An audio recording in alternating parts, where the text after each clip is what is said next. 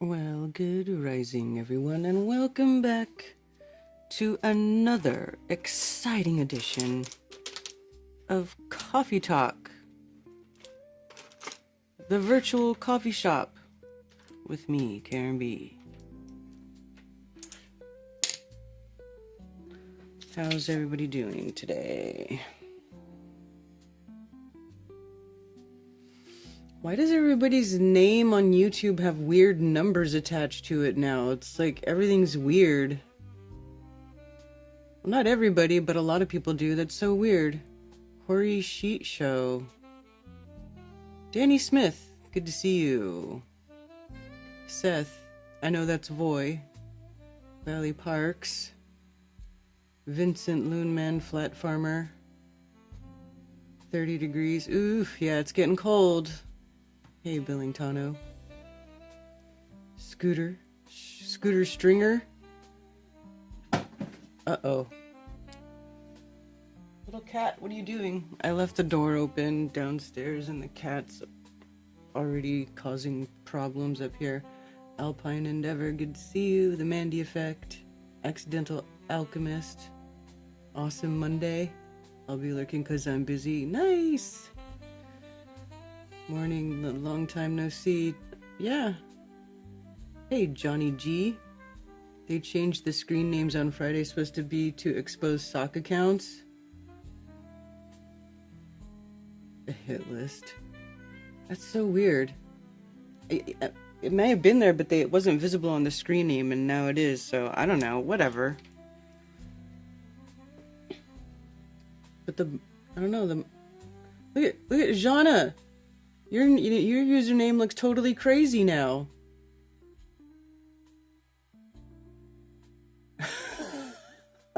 Yours just used to be a J. Now it's like the longest name ever. Edit handle. I guess everybody's got it. They reset everybody. Let me see what mine looks like. Does mine still look the same? Mine still looks like Karen B. Okay, whatever. Well, on my channel it does anyway. I wonder if it's different.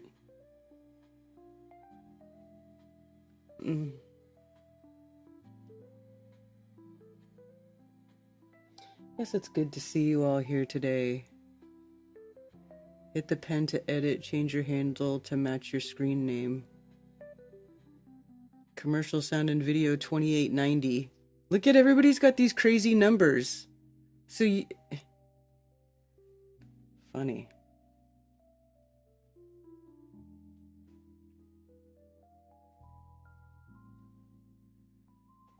No space though, it's usually Karen space B, but now it's just Karen B. Hey Redondo Rocket 7733. This is so odd. I love Infinity 1340 or J Love Infinity 1340. How funny.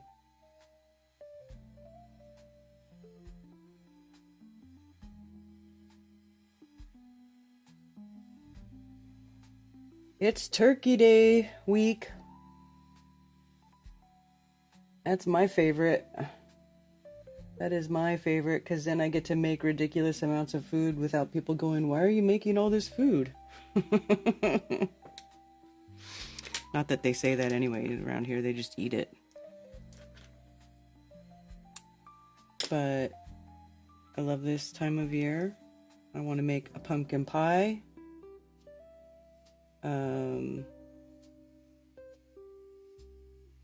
I also want to make something else too, though.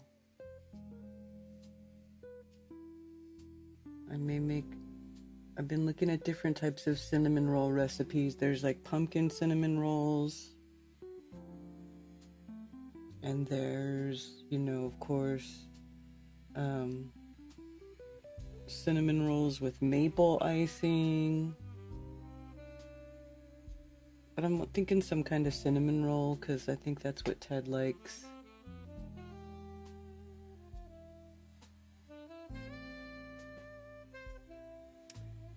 Just missed my comment. Which one? Congrats, Billingtano. What did they say? We're getting married? Oh! It was right below where I was looking at my own name and I totally overlooked it. I'm sorry, I did miss it. That's wonderful. Congratulations. I love it. Happy for you. I have 3 stops to make on Thursday. Pig. I don't need any pig. I know that much. Veneer, I made a pumpkin cheesecake with ginger snap crust. Yes, I've made that too. I've made one of those too. I love the pumpkin cheesecake with the ginger snap crust. Yes, I know exactly what you're talking about. Yes, that's delicious. Thank you for reminding me about that. Ooh, maybe I can make that instead of a traditional pumpkin pie. I have to get a bag of ginger snaps.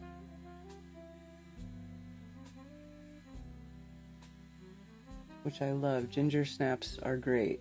Dunked in coffee? Oh, forget it. Forget it. I'm not doing intermittent fasting this week. I'm going to give up on that for this week, and then I'll go back to it after.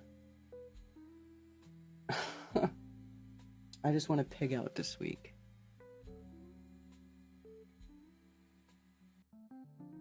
Calling me a pig because I'm going to eat so much. I can relate to that. I made stuffing last week just to put on a sandwich the next day. Yeah, did Ted get steak for his B-day? Yes, he certainly did.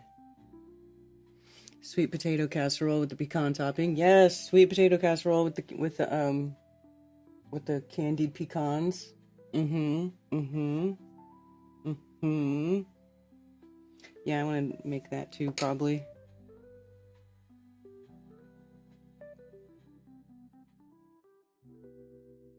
I don't like green bean casserole though. I would rather just have like fresh green beans and like saute them.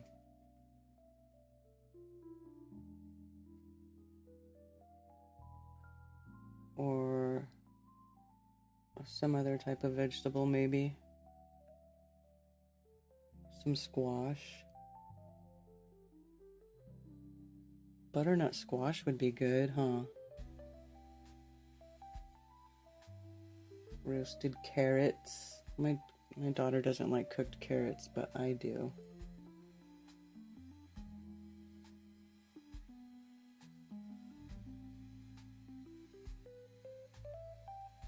I helped make that happen.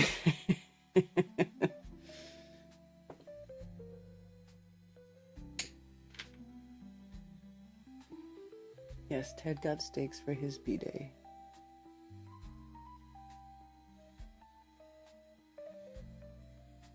And some other stuff too.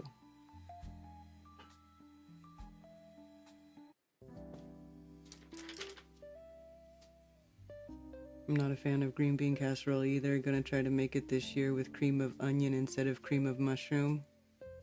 That might be better. Yeah, cream of onion instead of cream of mushroom might be better. Not that I don't like cream of mushroom. I'm just not a fan. I think it's just the whole, I don't know. I like crispy, like sauteed green beans that like have garlic and seasoning on them and stuff. I don't know.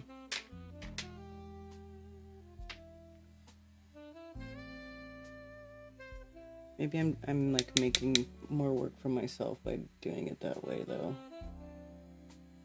But I don't think anybody will eat green bean casserole even besides me or Ted, and Ted is not a fan of like the goopy creamy texture in food, which is why he doesn't really like melted cheese.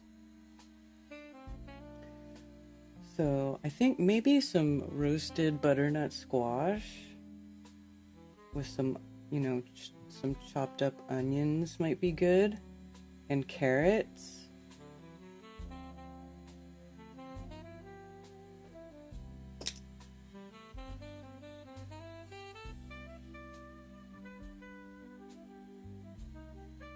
Definitely sweet potato casserole, pecan topping, some marshmallow kind of. Yeah, I don't really care for the marshmallow either. I definitely like the candied pecans better.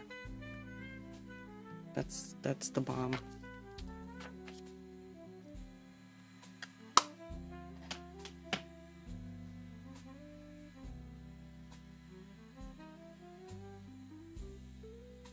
Yeah, green beans are good. I like them you know, kind of like crunchy, like al dente or whatever. Just sauteed so they're like barely starting to turn brown on the outside and they're still kind of crispy. I like that. Little kitty cat, what are you doing over there? Kitty, kitty, kitty, kitty, kitty. Foxy. What are you doing? What are you doing over there? Oh my gosh.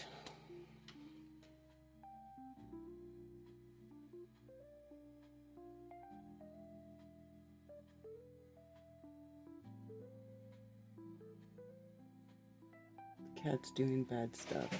Oh, Foxy, can you guys hear that?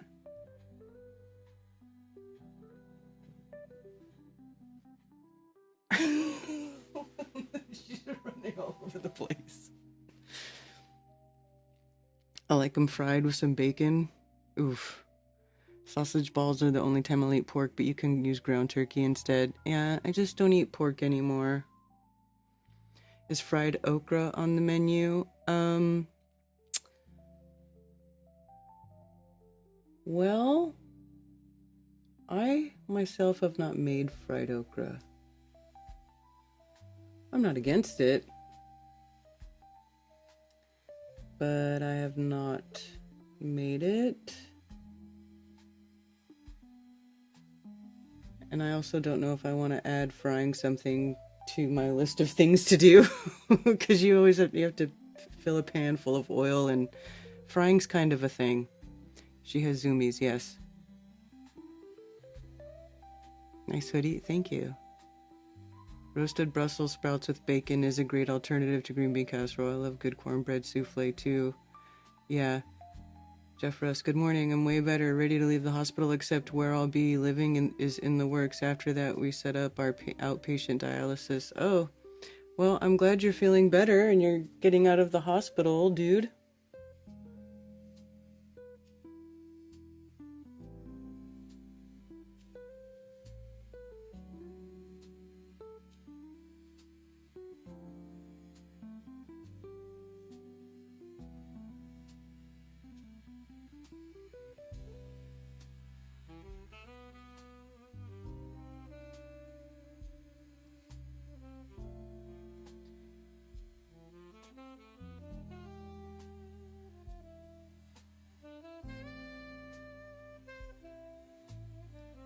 Yeah, I just don't eat bacon anymore. Yuck on button mushrooms. I like mushrooms.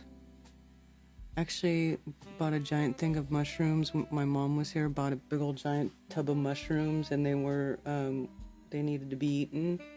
I just chopped them up. I quartered them and seasoned them and cooked them with some chicken and rice, like Mexican style. They were good.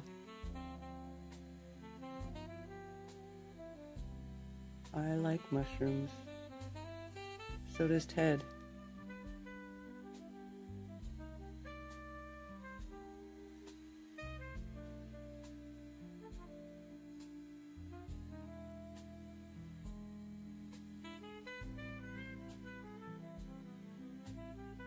But, like, you know, the children don't like mushrooms. Some people don't like mushrooms.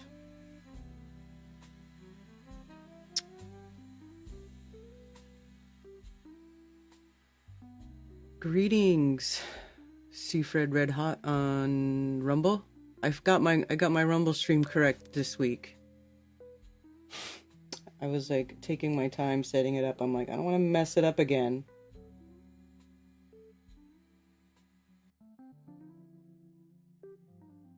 You know, I don't have a production team. This is a one-woman show. You know what I'm saying?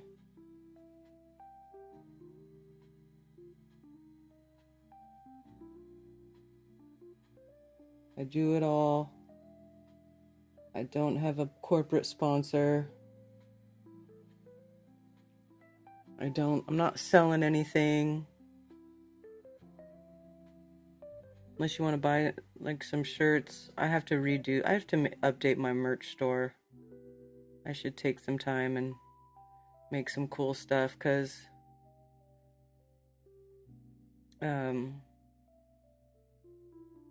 Like this hoodie actually was in my merch store, but I didn't make it public because I wanted to redesign it so that it had a black background, because the white one gets dirty super fast. Like the sleeves on this thing are stained. Like the map part looks cool, but I need to redo the artwork so that it works with a dark background. Cammy, I was wondering where you were. Hello, Ali B. An Ethiopian volcano erupted after being supposedly dormant for 12,000 years. Who the frick confirmed this? Yeah. A recipe for broccoli casserole. Ooh, broccoli and cheese I'm down for. Yeah, I asked the same question. Yeah, what do you mean since the first it hasn't erupted since 12,000 years ago? There's nothing like, there's no even human history that goes back that far.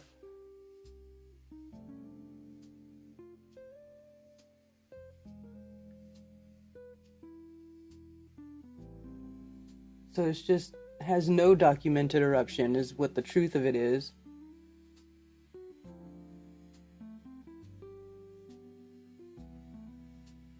And then some scientist who wants to prove his worth comes along and says, oh, well, based on the depth of this certain type of rock layer, or I sent some sound waves through the earth and I deciphered that it's been 12,000 years.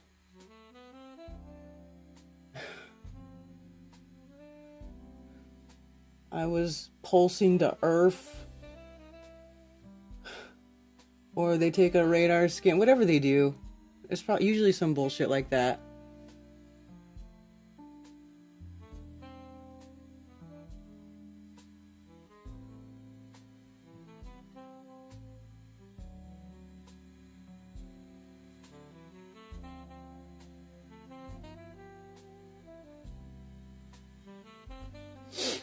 All right.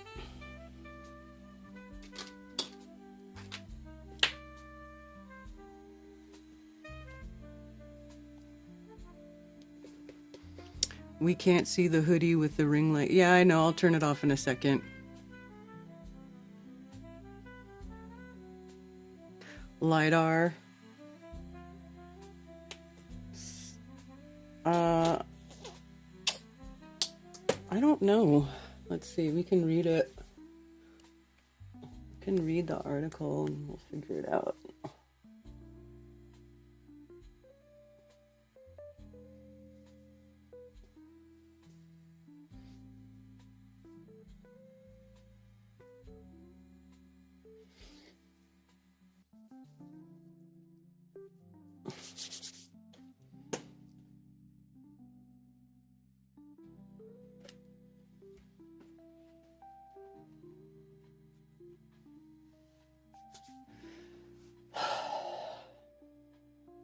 This hoodie. I put all kinds of map things on it. North Pole on one side. Because I have a whole bunch of maps. And it actually came out not bad. Except for the whole sleeves look yucky after you wear it once thing. Let's see. I actually opened that. Yeah, see, Ethiopian volcano erupts first time in 12,000 years.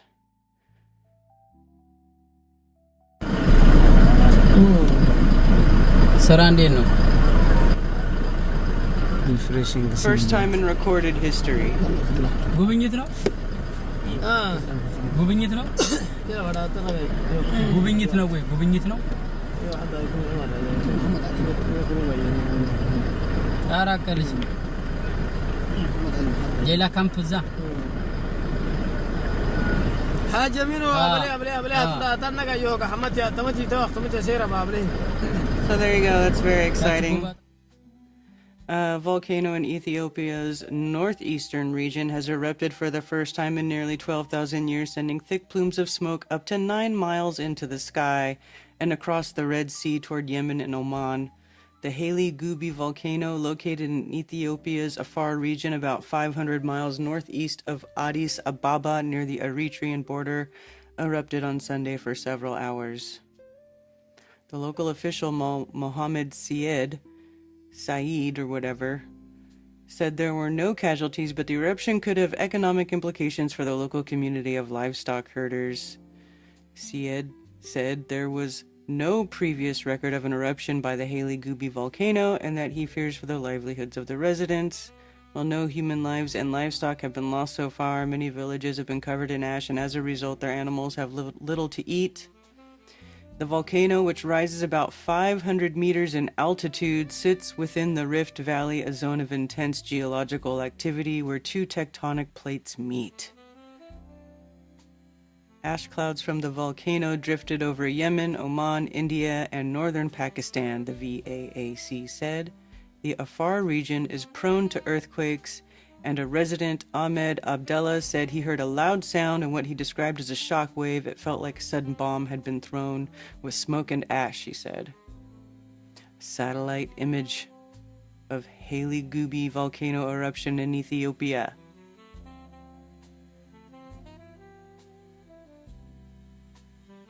In videos shared on social media, which AFP could not immediately verify, a thick column of white smoke could be seen rising. The Smithsonian Institution's Global Volcanism Program said that Haile Gubi has had no known eruptions during the Holocene, which began about 12,000 years ago at the end of the last ice age. Simon Karn, a volcanologist and professor at the Michigan Technological University, confirmed on Blue Sky that Haile Gubi has no record of Holocene eruptions. So I guess that's what they call our time period, the Holocene. So what is that, known time, modern time? Every time I, look and stuff online, like there's always some new name for the supercontinent that preceded our current continents. Like there's one crazy one that starts with a Z, but there's like a bunch of different names for the supercontinent. I don't know if it's like different phases of this supercontinent or whatever. And they, people get all, excited about getting to name something.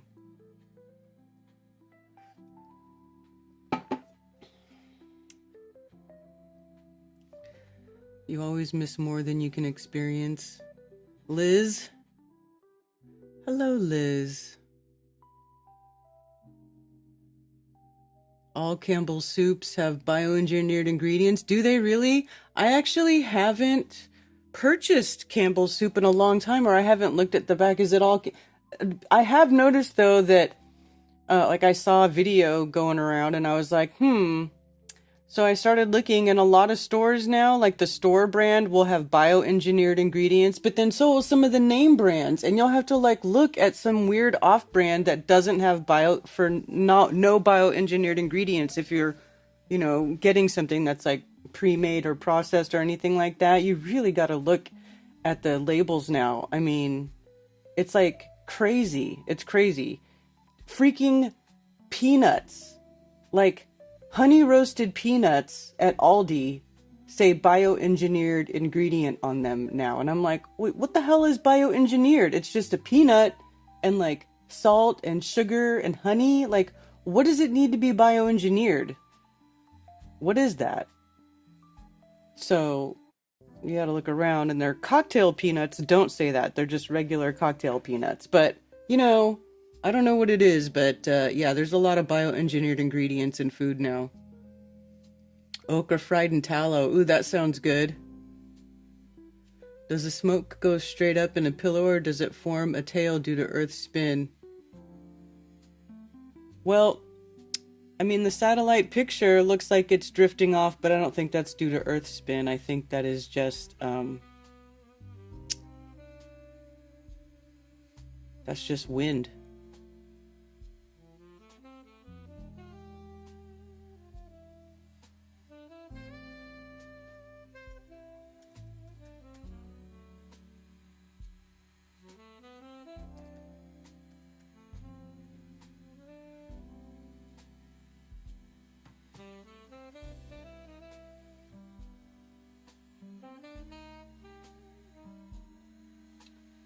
So this would be on the eastern coast.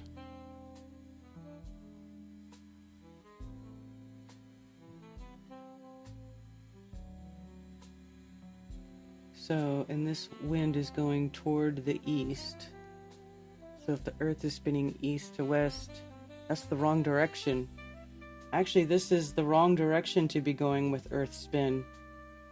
So, yeah. I think that's the wrong direction, because look. So here's Ethiopia, right? It's basically that space that we were just looking at. Right? And this is north and south.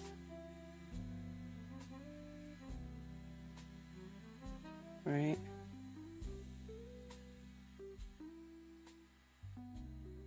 So it'll be somewhere around here.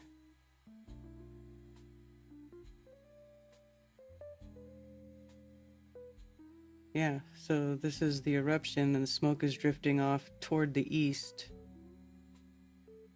Right, so it should be going towards the west. If the Earth was moving. Or if that would allegedly have any effect on it.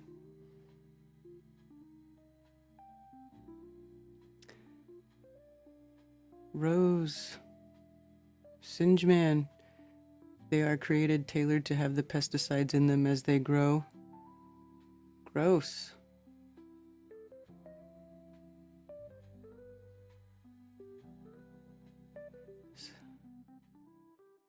So it's the accidental alchemist marrying Bilantano. Did I get that right? Yes. Hi, Rose. 777-33. I like the number that they added to you was 33, Rose. That's freaking hilarious. I don't know if you've noticed, but some people have numbers added to their names, and you got 33 added to yours. That's pretty funny. Jana's name changed completely. Is this a YouTube flat earth marriage? Well, no, they're going to get married in real life. I don't know that it will be on YouTube.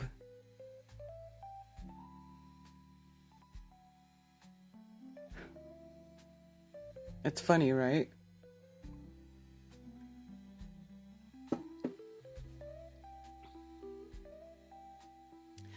So yeah,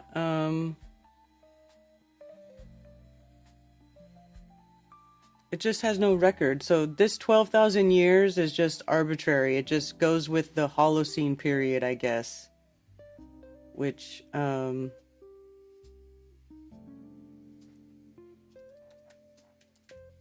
I don't ever look at these, so we might as well look at it right now. The Holocene is the current geological epoch that began approximately 11,700 years ago. Following the last ice age, it is characterized by the development of human civilization and significant changes in climate and ecosystems.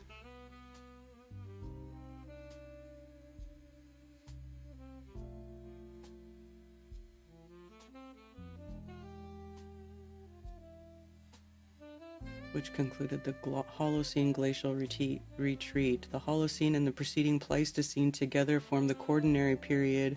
The Holocene is an interglacial period with the ongoing glacial cycles of the Quaternary and is equivalent to marine isotope stage.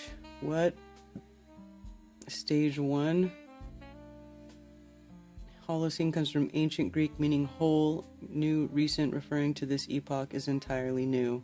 Holos, whole, and kainos,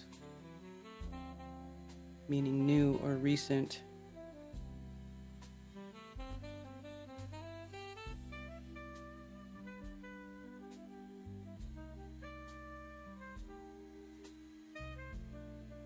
Oh, but look at this. The Cenozoic area is Earth's current geological era, representing the last 66 million years of Earth's history. It's characterized by the dominance of mammals, insect, birds, and angiosperms.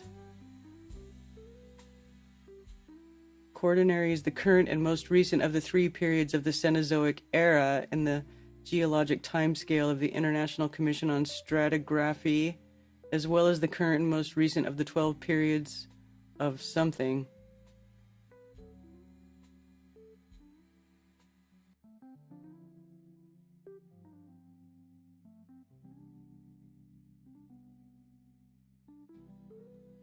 Good Lord. Holocene, the cosmic egg theory proven.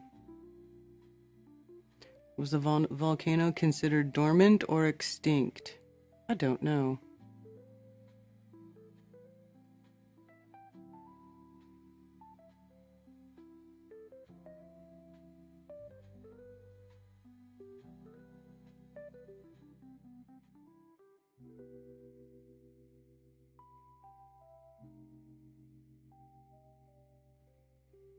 $66 million. I know, right?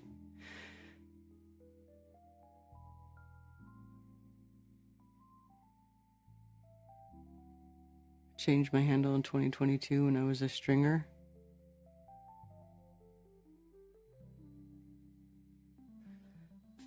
I don't know. Because it was called a volcano, so let's see. Let's search for the name of the volcano. A shield volcano located in the Afar region of Ethiopia, and it recently erupted for the first time in recorded history, sending ash plumes high into the atmosphere.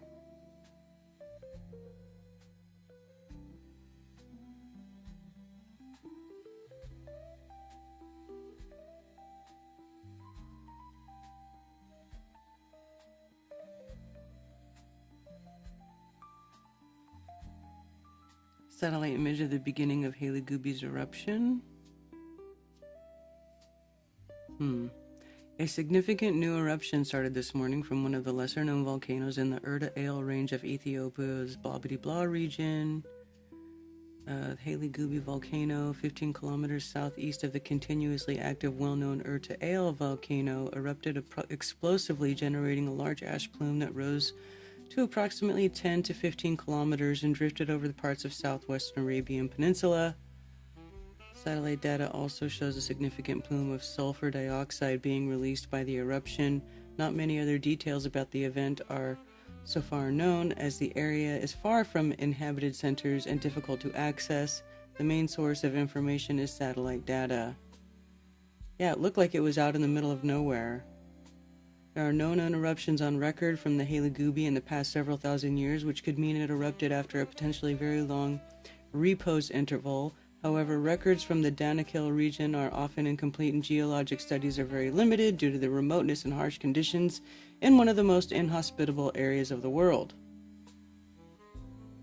So they don't really know. They don't know if it was extinct or if it was dormant or whatever they thought. They just didn't know.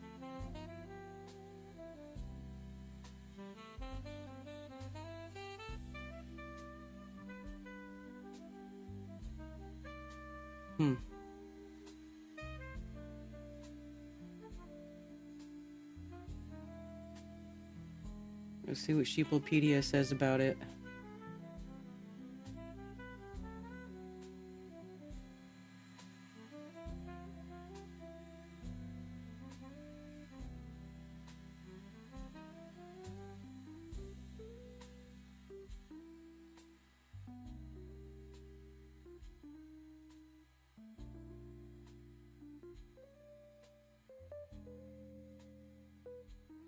So most of this information is new because it just erupted.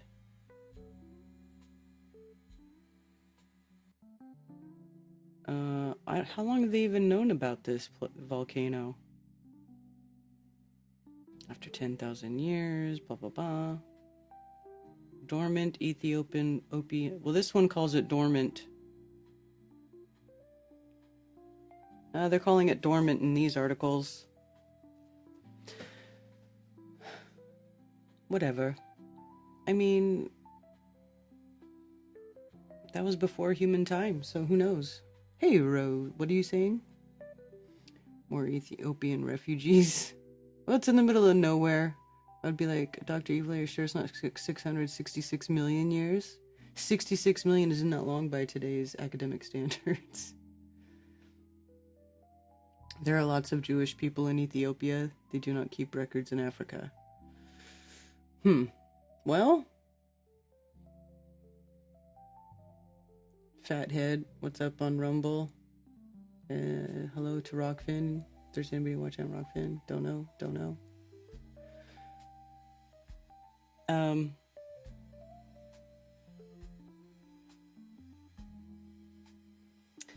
So that's interesting. A volcano awakens, whether it was dormant or who knows what.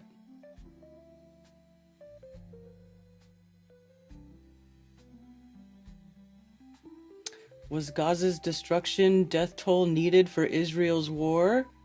Is this a rhetorical question? That's what I want to know. Is that a rhetorical question?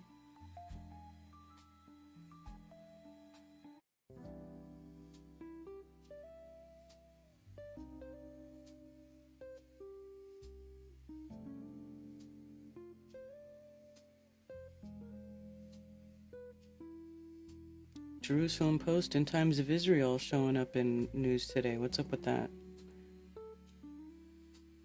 Questions grow over whether the civilian deaths and scale of destruction in Gaza were necessary for Israel to achieve its goals. Well, if you know what the real goals of Israel were, then yes. I mean, yes, that's what its goal was, is to destroy as much as possible. So I think that's sort of a ridiculous question.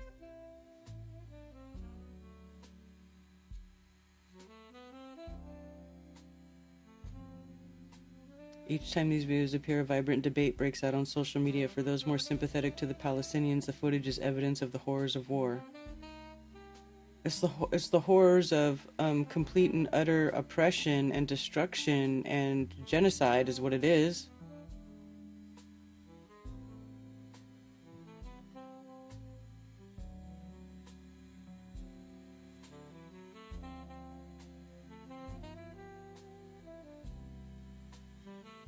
Still means more than half. So even if they double the alleged number of terrorists that they claim to have gotten, which would be very generous, that still means more than half of those killed in the war are civilians, and most of them were children. Like, seriously, I deleted X off my phone because I couldn't stand watching that shit anymore. Like, I couldn't stand having that horrible stuff, like, in my face, in the palm of my hand. I was like, delete. Like, if I see another maimed baby, I'm gonna lose my mind. I'm gonna lose my effing mind.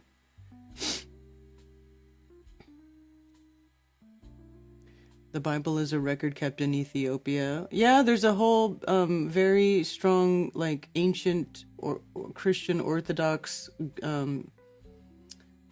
presence there in Ethiopia. Allegedly, that is where the Ark of the Covenant is hiding or being hidden.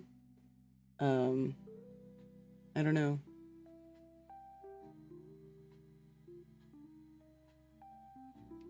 It's a mess in Mesopotamia. Rose likes the sanity machine. Vomit face? What does that mean?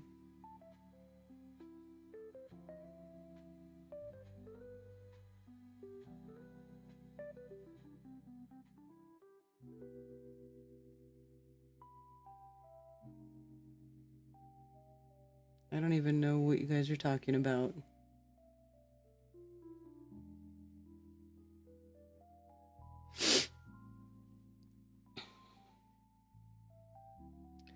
So what's this one say? We cannot remain silent. 400 Gush Etzion residents signed petition against settler attacks. Violence is happening around our communities and we have a responsibility to address it, says one of the promoters of the initiative.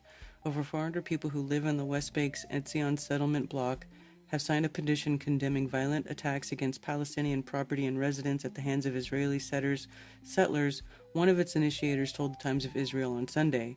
The appeal, disseminated last week, addressed local religious and political leaders, calling on them to speak up against the violence. The beginning of the petition quotes a verse from the Torah warning the Jewish people to behave in such a way that the land not spew you out.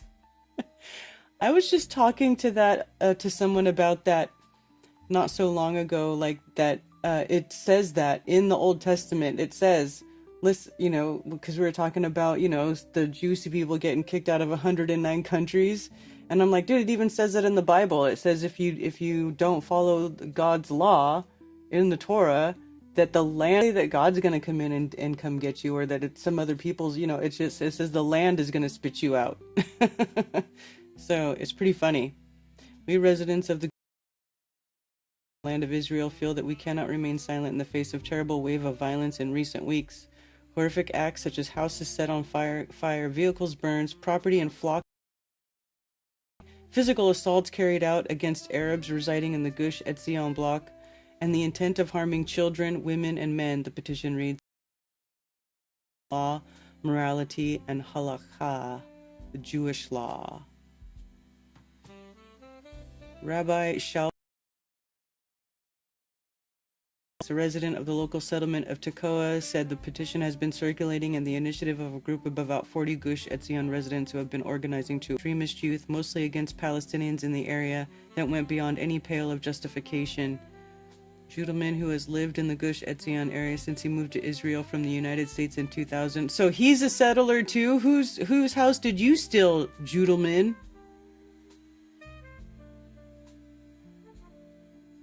How did you get there? Right to return? Whose house did you take? Hypocrite.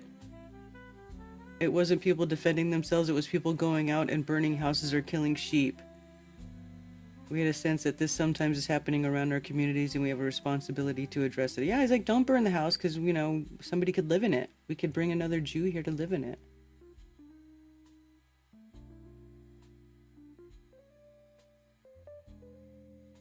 Look at this guy. This is Rabbi This guy definitely stole somebody's house.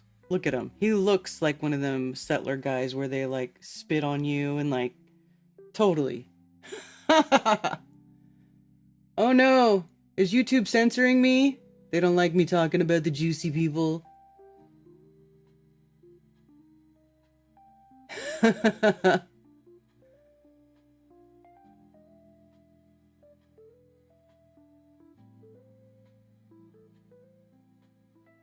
I don't know. Let's see. Is it working everywhere else?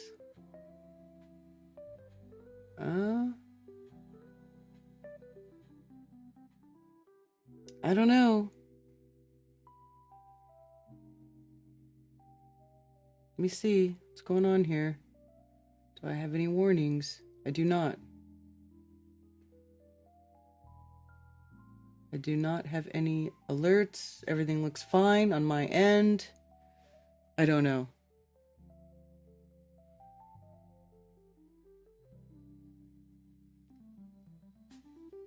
Settlers. I don't know. It's just an insignificant fool. Let them say whatever they want and enjoy their emojis. Okay.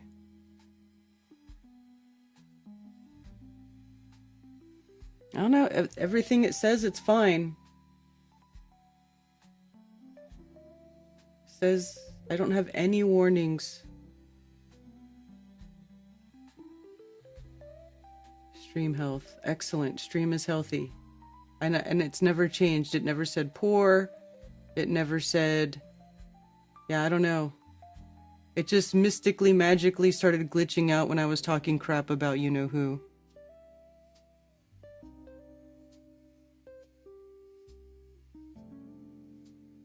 Alright.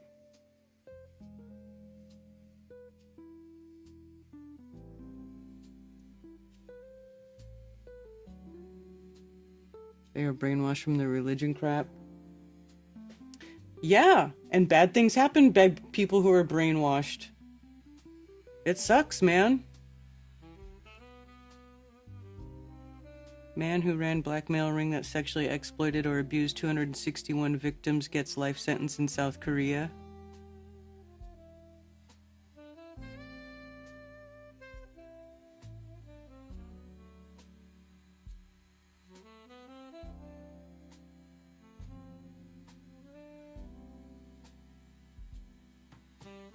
And then, what's up with Trump calling Marjorie Taylor Greene a traitor? Like, that's harsh words. That's saying that she was doing something against the country. That sounds like an admission of guilt to me. if you ask me. Because why would he say that? She's one of the few people who doesn't take money from AIPAC, and he's calling her a traitor. Does that make any sense to anybody? I mean, it's ridiculous. When you were talking about them not following the Bible, it went haywire, right? Once you said the J word, froze for a second. Exactly.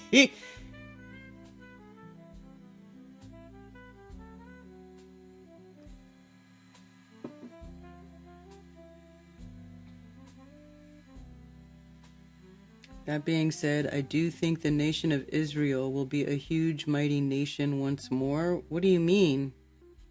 Isn't that what they are now? Well, they got America by the balls. Oh, by the way, I watched this clip right before I started the stream, and I was like, this is ridiculous. I mean, this is how our politicians, this U.S. ambassador to Israel, Mike Huckabee. This is a nation that is the most resilient I've ever seen on earth. It may sound a little bit this afternoon as if I'm almost speaking on behalf of Israel rather than the U.S., but I want to explain that part of my advocacy in our relationship is because if you came to my house tonight for dinner and you came in and you said, "Oh, Mike, we like you. We really think the world of you. We just enjoy being with you. We're so excited to be here with you and have dinner with you. But your wife, we can't stand her. We don't like her a bit. I hope she's not going to be at the table." I would say, well, she will be. You won't be. Get out. Because if you were to insult my partner, you have insulted me. This is a nation that is the most resilient I've ever seen on Earth. Basically is trying to say that America is married to freaking Israel. America and Israel are in a marriage, according to this guy, and stuck together forever. Yeah, I don't freaking think so, buddy. These people are twisted. Anybody in the government who puts Israel in front of America needs to GTFO of the government. Straight up. Straight up. 17 rabbis arrested for running a crime ring harvesting organs from living people to sell.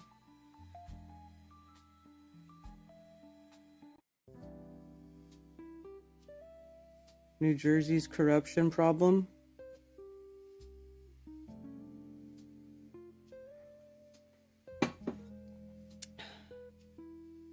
Let's see. Can I find an article about that? Let's see. I'm gonna search 17 rabbis arrested.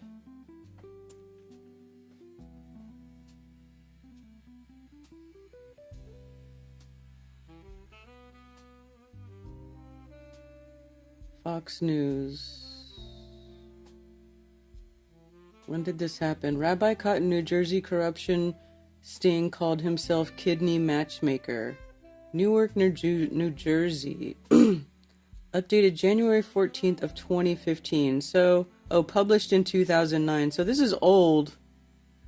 Levi Isaac Rosenbaum of Brooklyn called himself a matchmaker, but his business wasn't romance. Instead, authorities say he brokered the sale of black market kidneys, buying organs from vulnerable people from Israel for $10,000 and selling them to desperate patients in the U.S. for as much as $160,000. The alleged decade-long scheme, exposed this week by an FBI sting, rocked the nation's transplant industry. If true, it would be the first documented case of organ trafficking in the U.S. Rosenbaum was arrested Thursday, 10 days after a meeting in his basement with a government informant and an FBI agent posing as the informant's secretary. The agent claimed to be searching for a kidney for a sick uncle on dialysis who was on a transplant list at the Philadelphia hospital. Huh.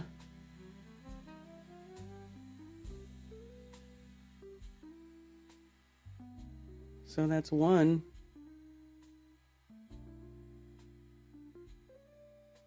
FBI arrests 17 rabbis.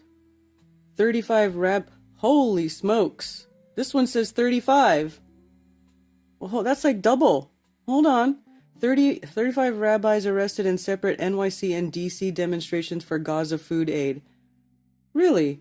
27 held after protesting in Senate Majority Leader's office. 8 others detained near Israel consulate, reflecting growing concern for Gazan civilians among liberal Jewish leaders. Dozens of left-wing rabbis were arrested Tuesday morning after staging a protest. Oh, this is something else. 27 rabbis affiliated with the advocacy group Jews for Food Aid for People in Gaza entered Toon's office at around 11:10 a.m., displayed banners reading "Rabbis say protect life." Oh, so they got arrested for trying to do something good. That's not what I'm looking for.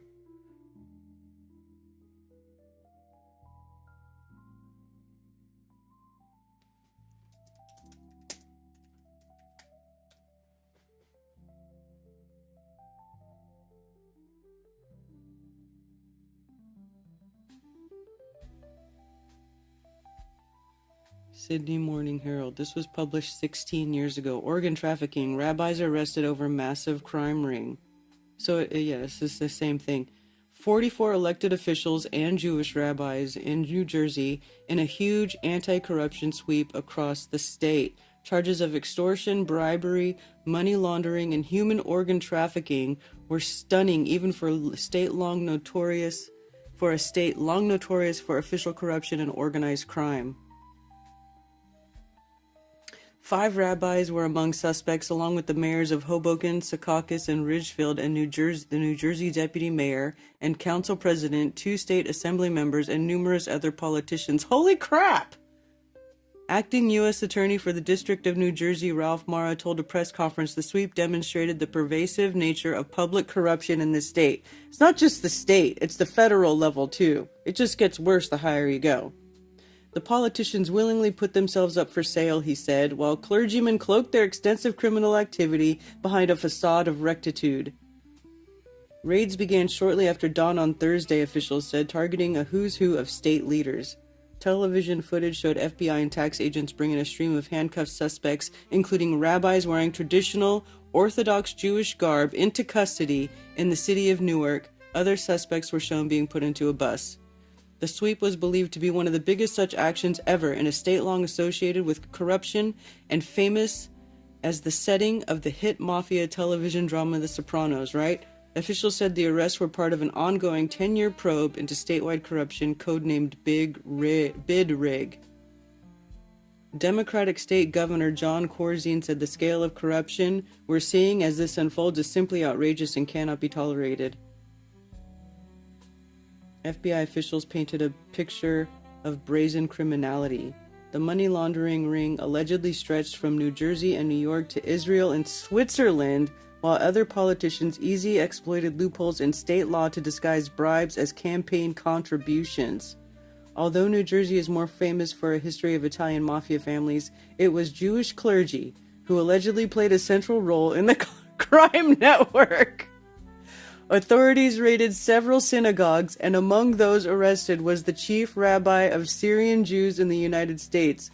One rabbi, Levi Yitzhak Rosenbaum, was charged with conspiring to broker the sale of a human kidney for transplant. That was the first one we just read.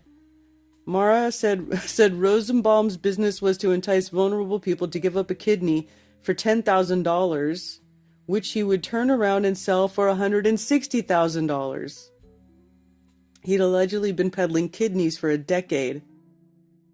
The dramatic crackdown came as Chris Christie, a crusading former U.S. lawyer, stepped up his campaign against Corzine in the election this November. Christie, a Republican, previously won fame for his relentless and successful prosecution of the political corruption in New Jersey.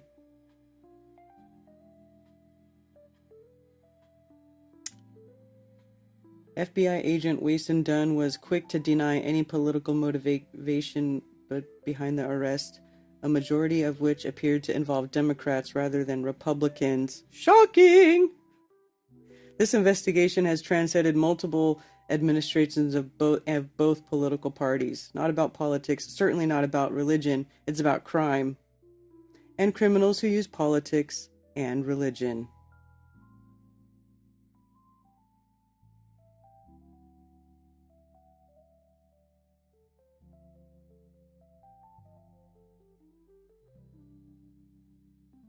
Wow.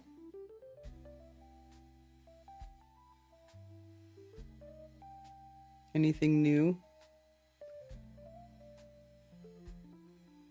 Oh boy, what's going on?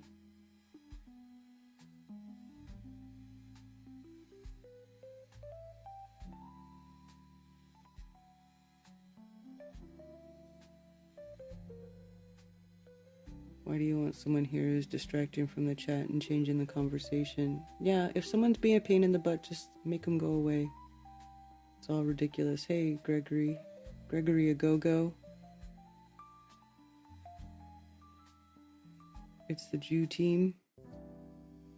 Trump's balls. I don't even know what you think I'm trying to convince you of. Go make a sock and try again. Those are the traitors.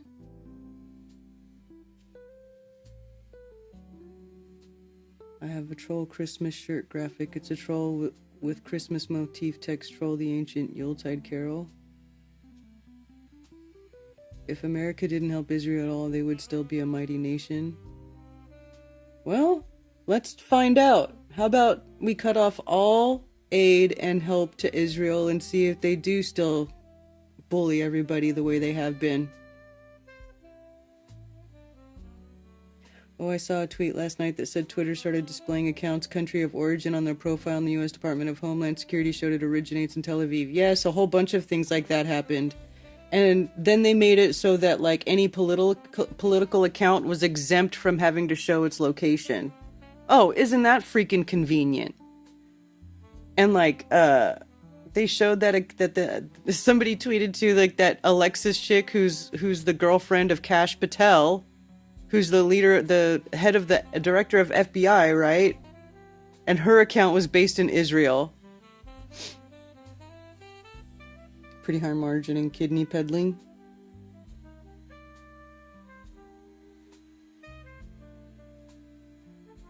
The rabbi explorer, he circumcised the earth north to south.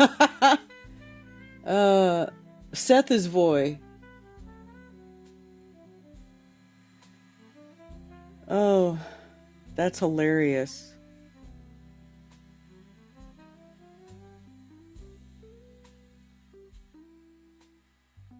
So it looks like, here's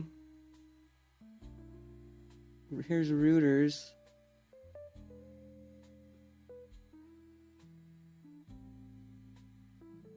Dozens of New Jersey politicians, officials, and prominent rabbis arrested in a sweeping federal probe. Yeah, this is from 2009. Human kidney sales. Yeah. That's crazy.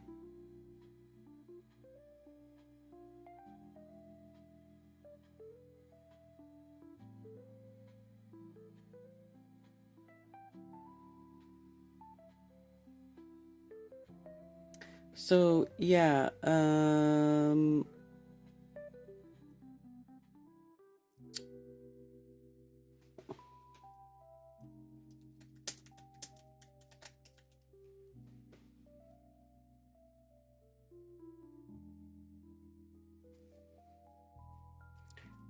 so on the 22nd, yeah, we'll be rolling out about this account globally, showing you to see the country of origin or where an account is based. This will be accessible by tapping the sign-up date on the profiles. This is an important first step to securing the integrity of the global town square. Blah, blah, blah, right? So here, and then it would show you like where your account is based. And so then, Ivanka Trump News, based in Nigeria. Let's see. Nigeria, Magascope, a bunch of MAGA accounts.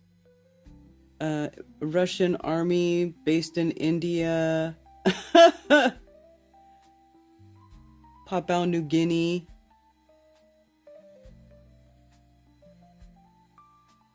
But, you know, who knows if these people are using VPNs or what?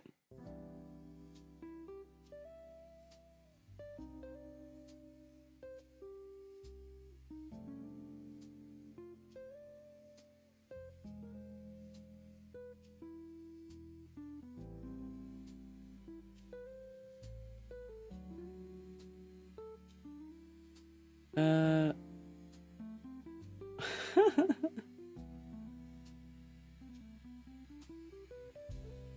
I can find some. Let's see.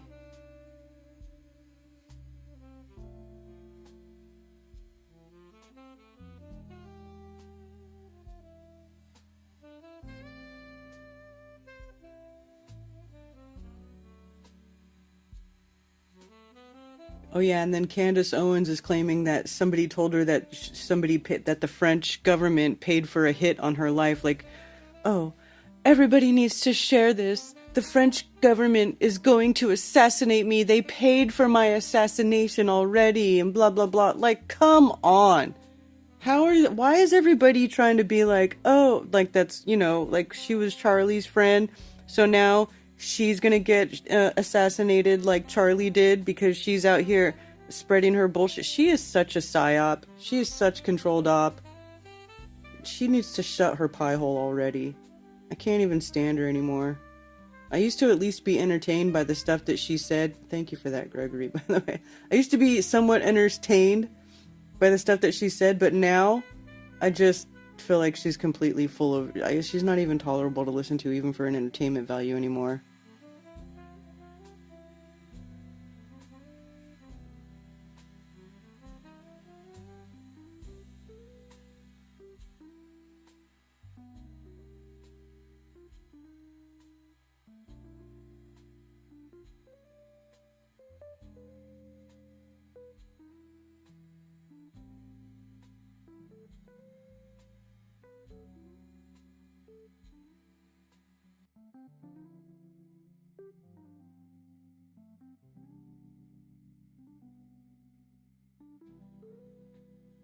Oh, here's one. So here's that Alexis chick account based in Israel.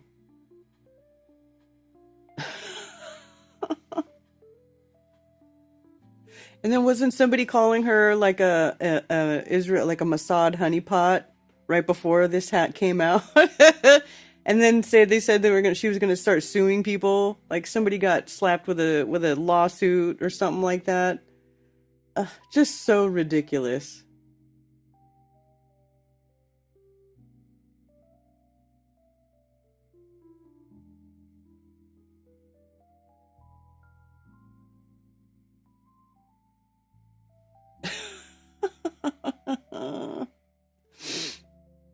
Hey, Chicago artist. Does anyone have intel on Nathan Reynolds? He put out a post for help, and I'm wondering if anybody knows of his family and their well-being. I do not. Where did he put that out? I left Facebook, so I don't know.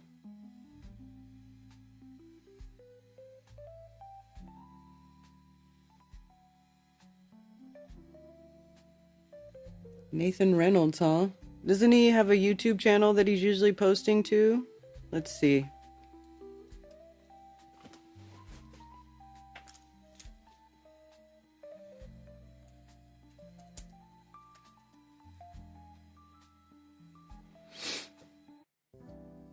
$82,000 subscribers? Holy crap.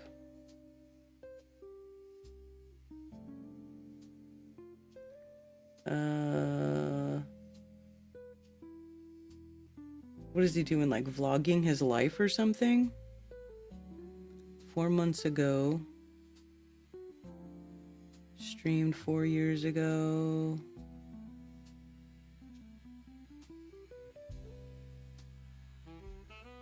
The Way of the Blade.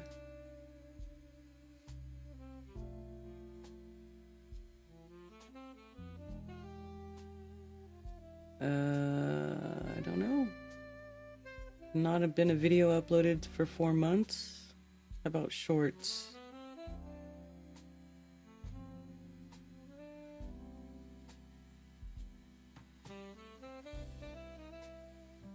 I don't know.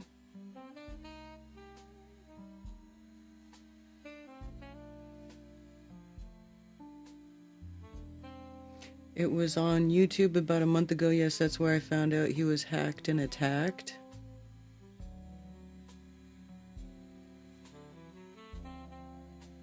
Huh. I have no idea.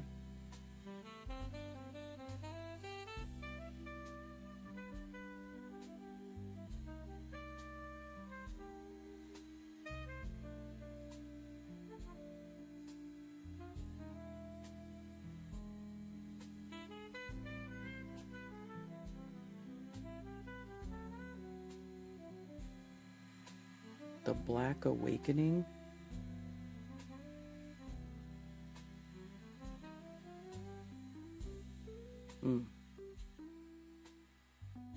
Don't know. I have not heard anything. Well, I don't know. You know, if you find out anything, let us know.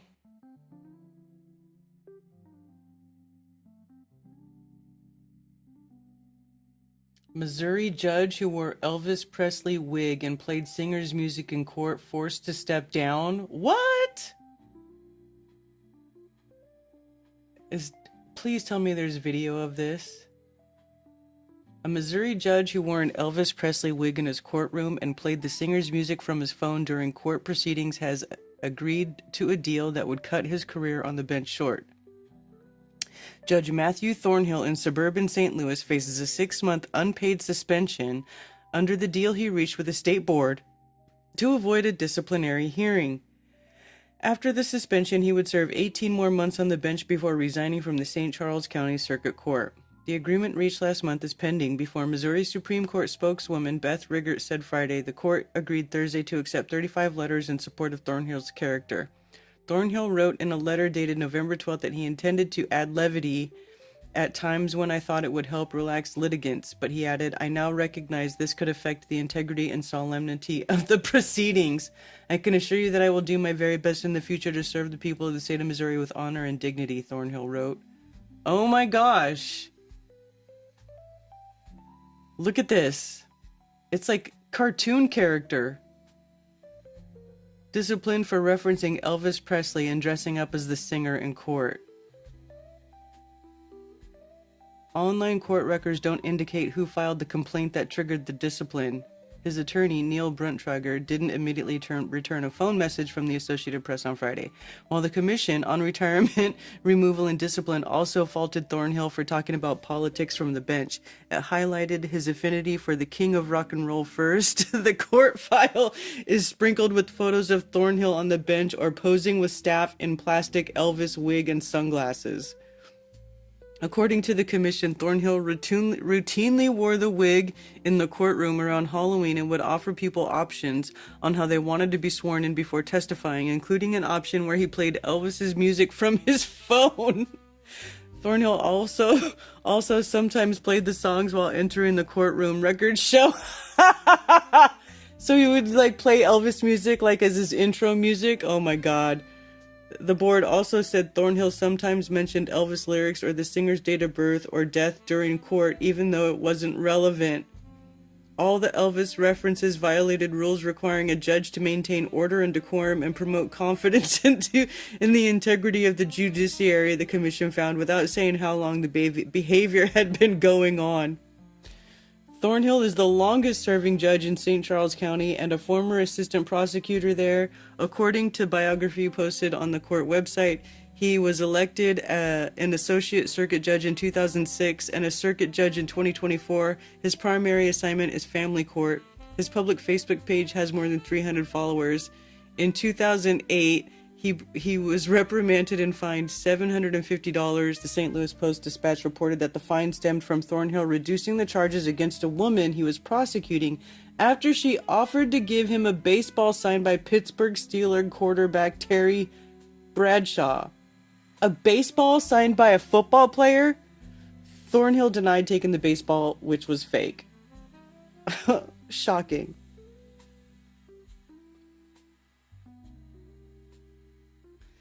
In the latest case, Thornhill was also cited for mentioning his political affiliation and preferred election candidates during court business. At times, he commented on where his Thornhill for Judge campaign signs were posted or remarked that litigants or attorneys lived in Thornhill for Judge country, court documents said. Look at this guy with his paisley bow tie.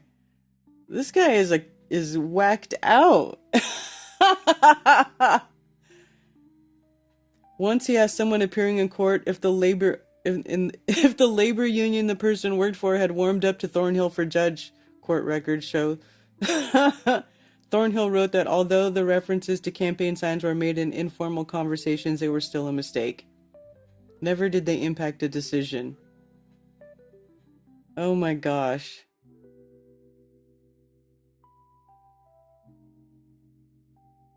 A court transcript shows 3 images of Thornhill wearing the wig, including one photo of him behind the bench and one showing him in front of various Elvis posters and memorabilia.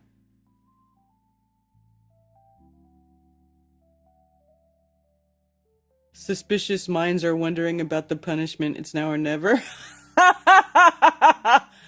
Oh, come on. Look at that. It is so ridiculous.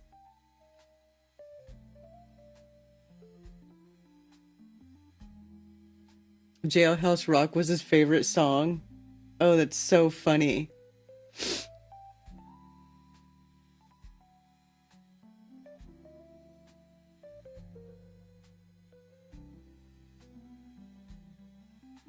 Hey, Thunder Chicken. Hey, Ginger Sugar Bush. Respect to the Elvis judge. Dude, I thought it was funny.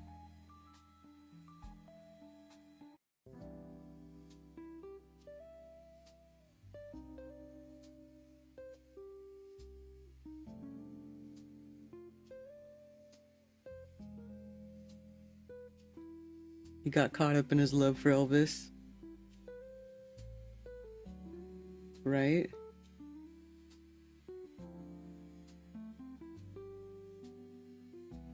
How much those ads generate for you? I make like barely $100 a month. Sometimes it's not even $100, and YouTube won't pay you out unless you reach at least $100. So sometimes I don't even get a payment if it doesn't reach $100.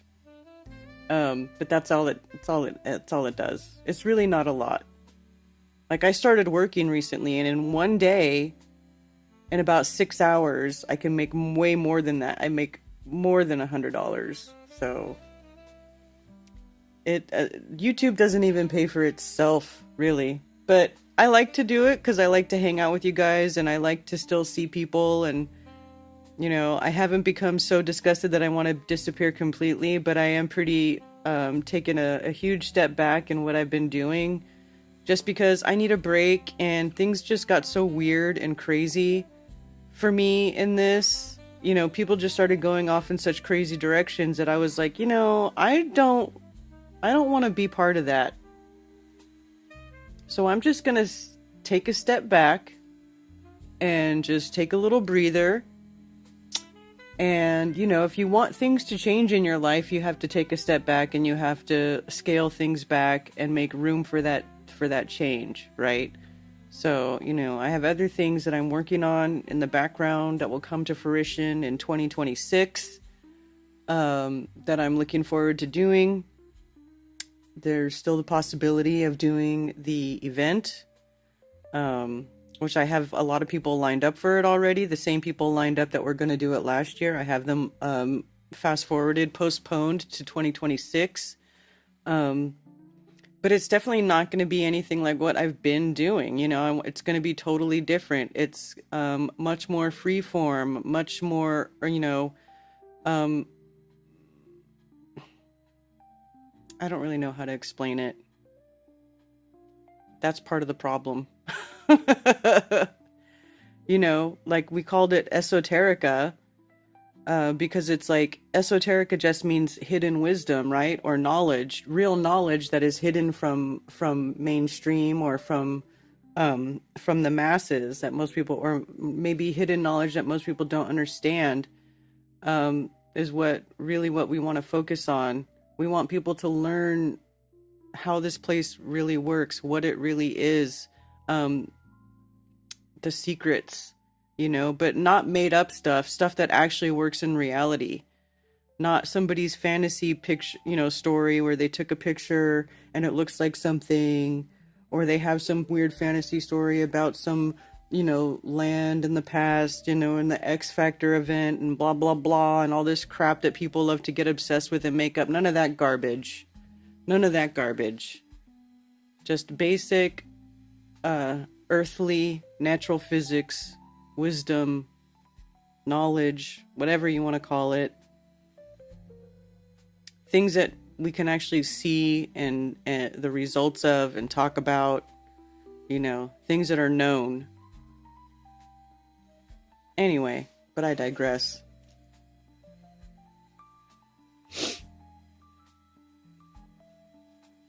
So anyway, that's why, I just had to take a step back.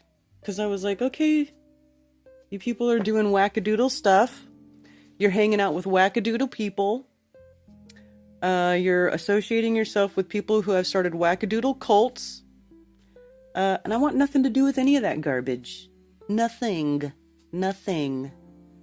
But I still think it's important, though, for people to convene and get together and learn about this place and the reality of it.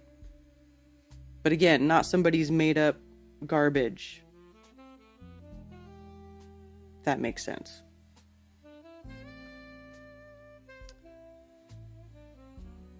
Following me for years, even though I've never agreed. Really? You don't agree with anything that I say ever? Well, when you still watch me? Are you like a hate watcher? It's so funny. Did he play Jailhouse Rock while sentencing? Dude, that would be hilarious. Stu's Place, hope everyone's well. Angela Baby Carson 796. See, it's so weird. Fast Eddie Flathead 8336. Love hanging out with you too. Don't be taking videos of customers passed out with their pants down. Dude, that's insane. I don't even understand why anybody would even ever do that.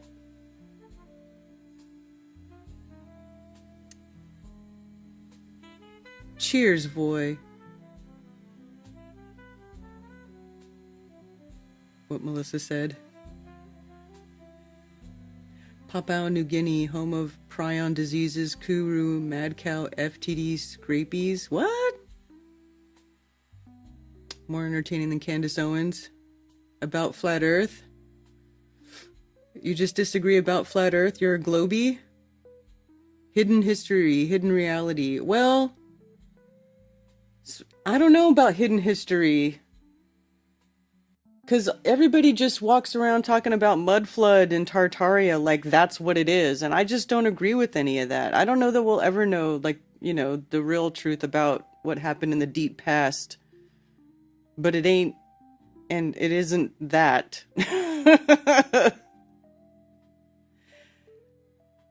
Liz.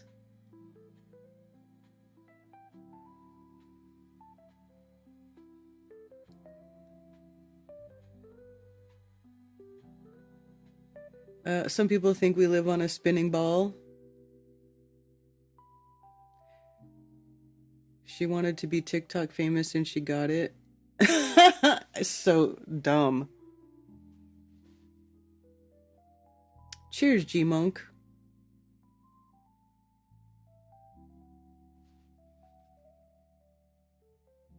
Rose Teller. Mark Passio and Mark Devlin both. I know. Went on Archaics. So did other people. Dave went on there. Dave went on there first, and once Dave went on there, everybody else felt like they had the they were like, okay, well, if Dave went on, I can do it too. And they all tapped into the Archaics cult, the rapey mongoloid hillbilly rapist cult. I mean, just vomit. And that guy's not even a flat earther.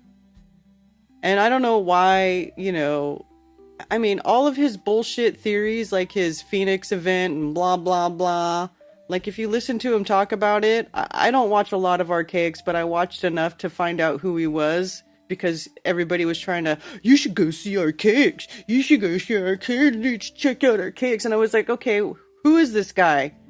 And then I found out all about him. I watched an interview where he said he spent like almost 30 years in Texas prison. And he went there before he even turned 21 because he was arrested for kidnapping a girl at gunpoint and raping her. And his record is aggravated sexual assault, which is rape.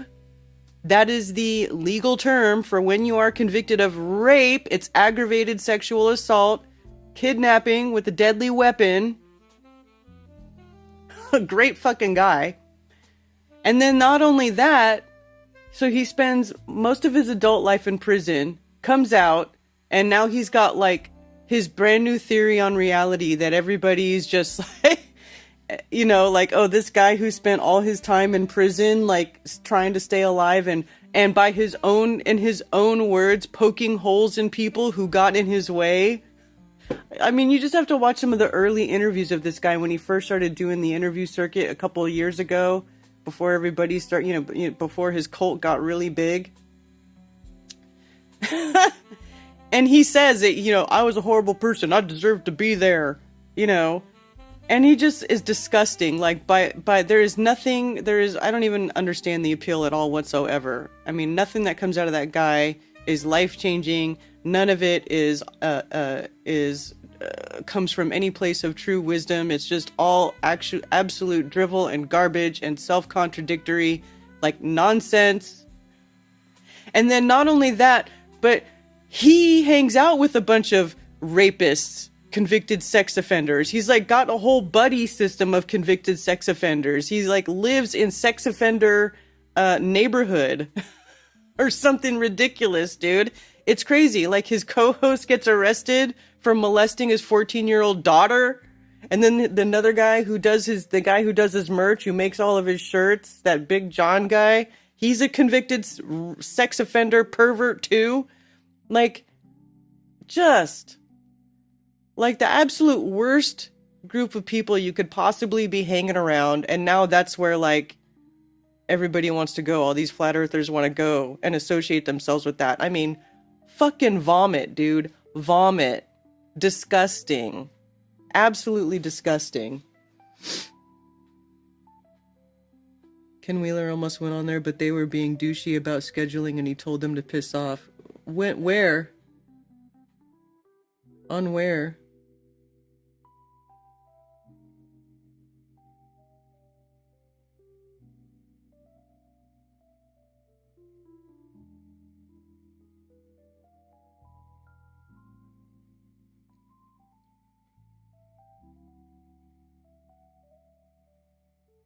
Tartarian Truth and his magical editing. Yeah. His videos are the only way I can really stand to watch the updates about whatever that creep is doing. So cringe. Yeah. Instantly irrelevant. Exactly. And that guy makes a bunch of money. He makes a ton of money on YouTube too. It's disgusting. It's really disgusting. Like, I would rather do what I'm doing, which is not glamorous. It doesn't get me any attention. It doesn't get me any clicks. It doesn't get me likes. It doesn't get me views. It doesn't get me subscribers. But I can sleep at night. I still have my self-respect intact, my integrity intact. Go on where?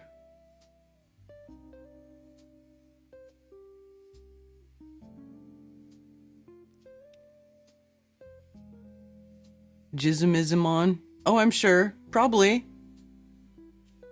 You were in times when Rob Skiba and Bob Nodell doing podcasts. I joined FE 5 years ago and it sucks. I haven't been here earlier to listen to them live.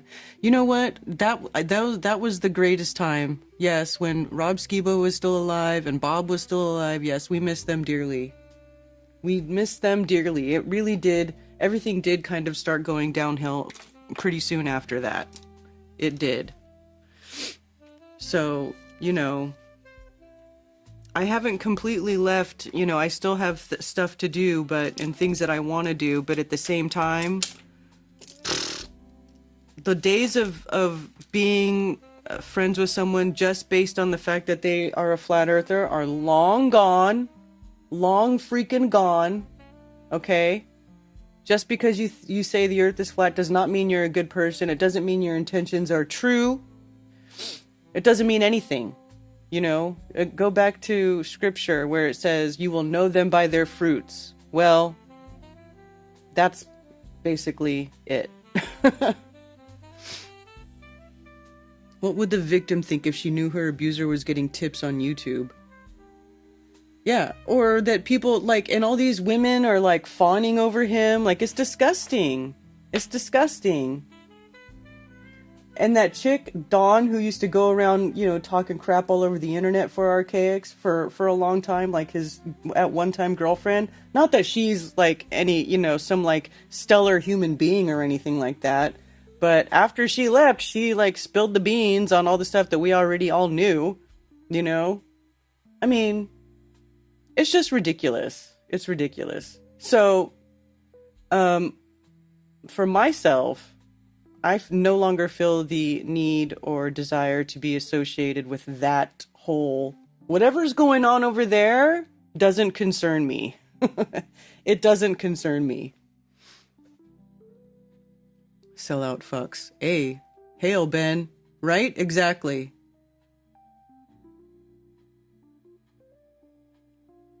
Exactly.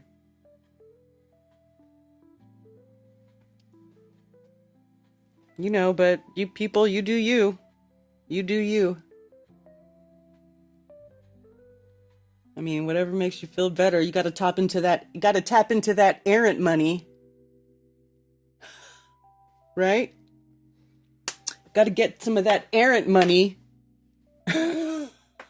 Oh, by the way, I was looking at this the other day. I'm gonna show you guys this. This is hilarious. Since we're on the topic, I'm gonna show you guys what I saw. Speaking of Archaics,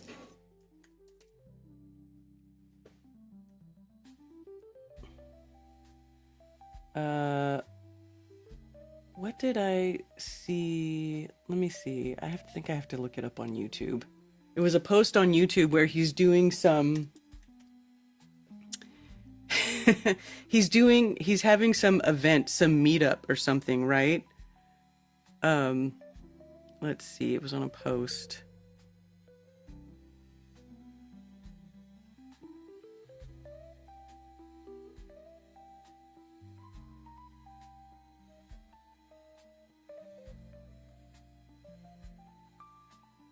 God, he posts a lot of garbage.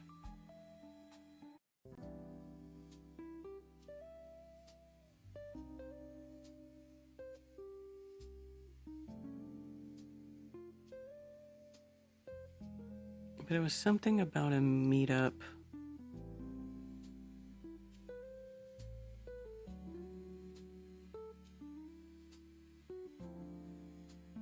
Oh, here we go.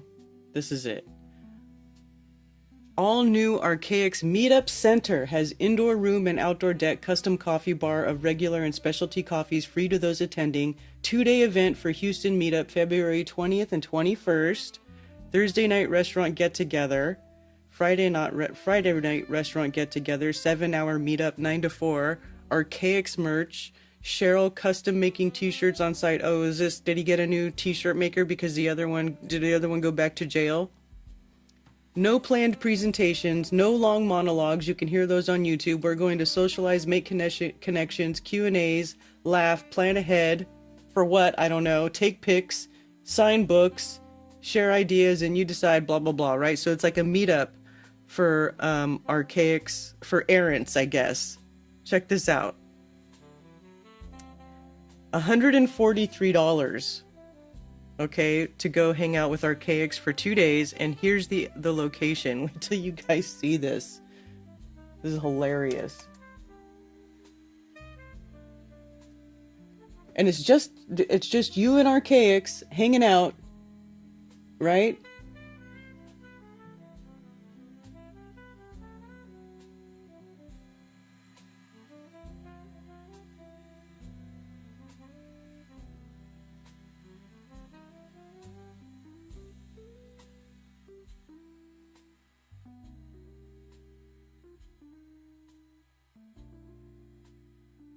Google Street View. Now it doesn't want to work.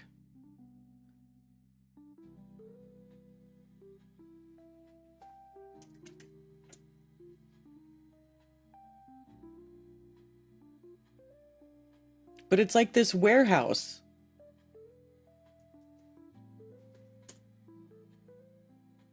Let me see if I can get this to pop up. Oh, now it wants to work. Here. This is it. This is where it is. It's like some warehouse. Nowhere in the middle of Texas.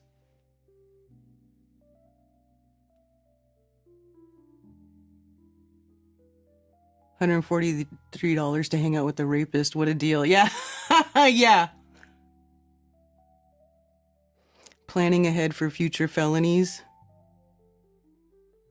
Brothers of Metal will always be here standing together with fists in the air. Brother of Metal.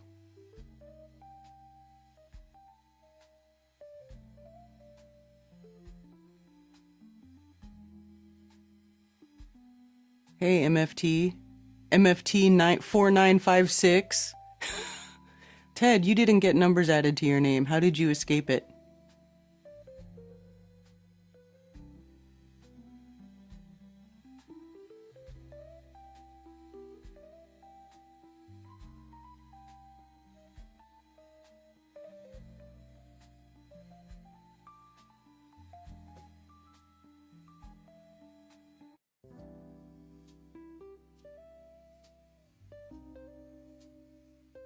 Anyway, there you go. $143 to go to an Archaics meetup.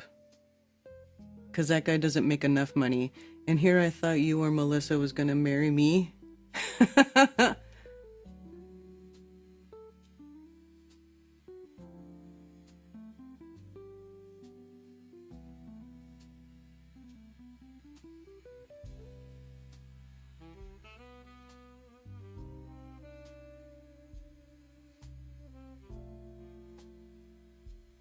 Jamming the Plane, 6th of June, the 19th to the 21st, 2026, near Colorado Springs, Colorado. Hey, that's cool, fathead.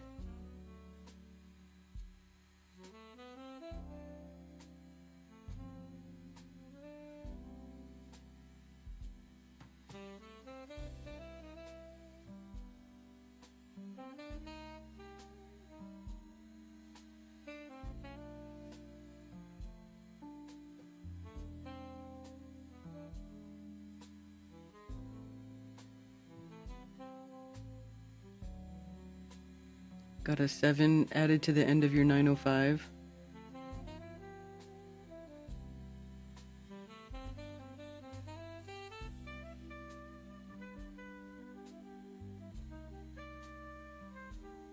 An Earth is Spinning article. How'd I get an @ and my name in lowercase? I don't know. They messed with the stuff.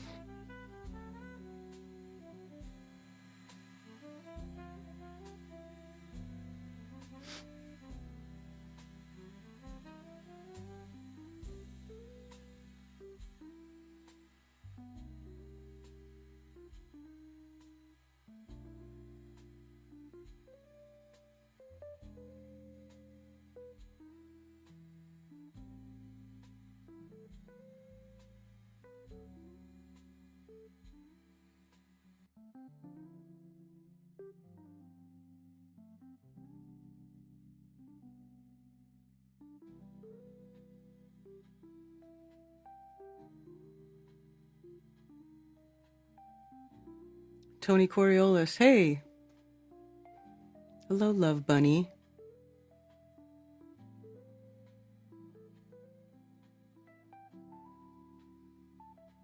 Some people didn't get numbers and some people did.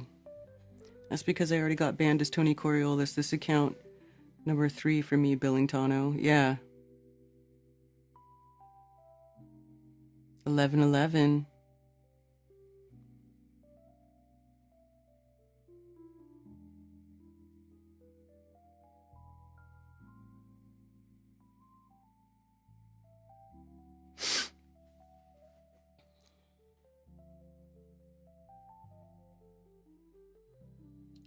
Speaking of, I have not opened my phones. I see somebody has tried to call. I don't know if that was today or not, though. May or may not have been today.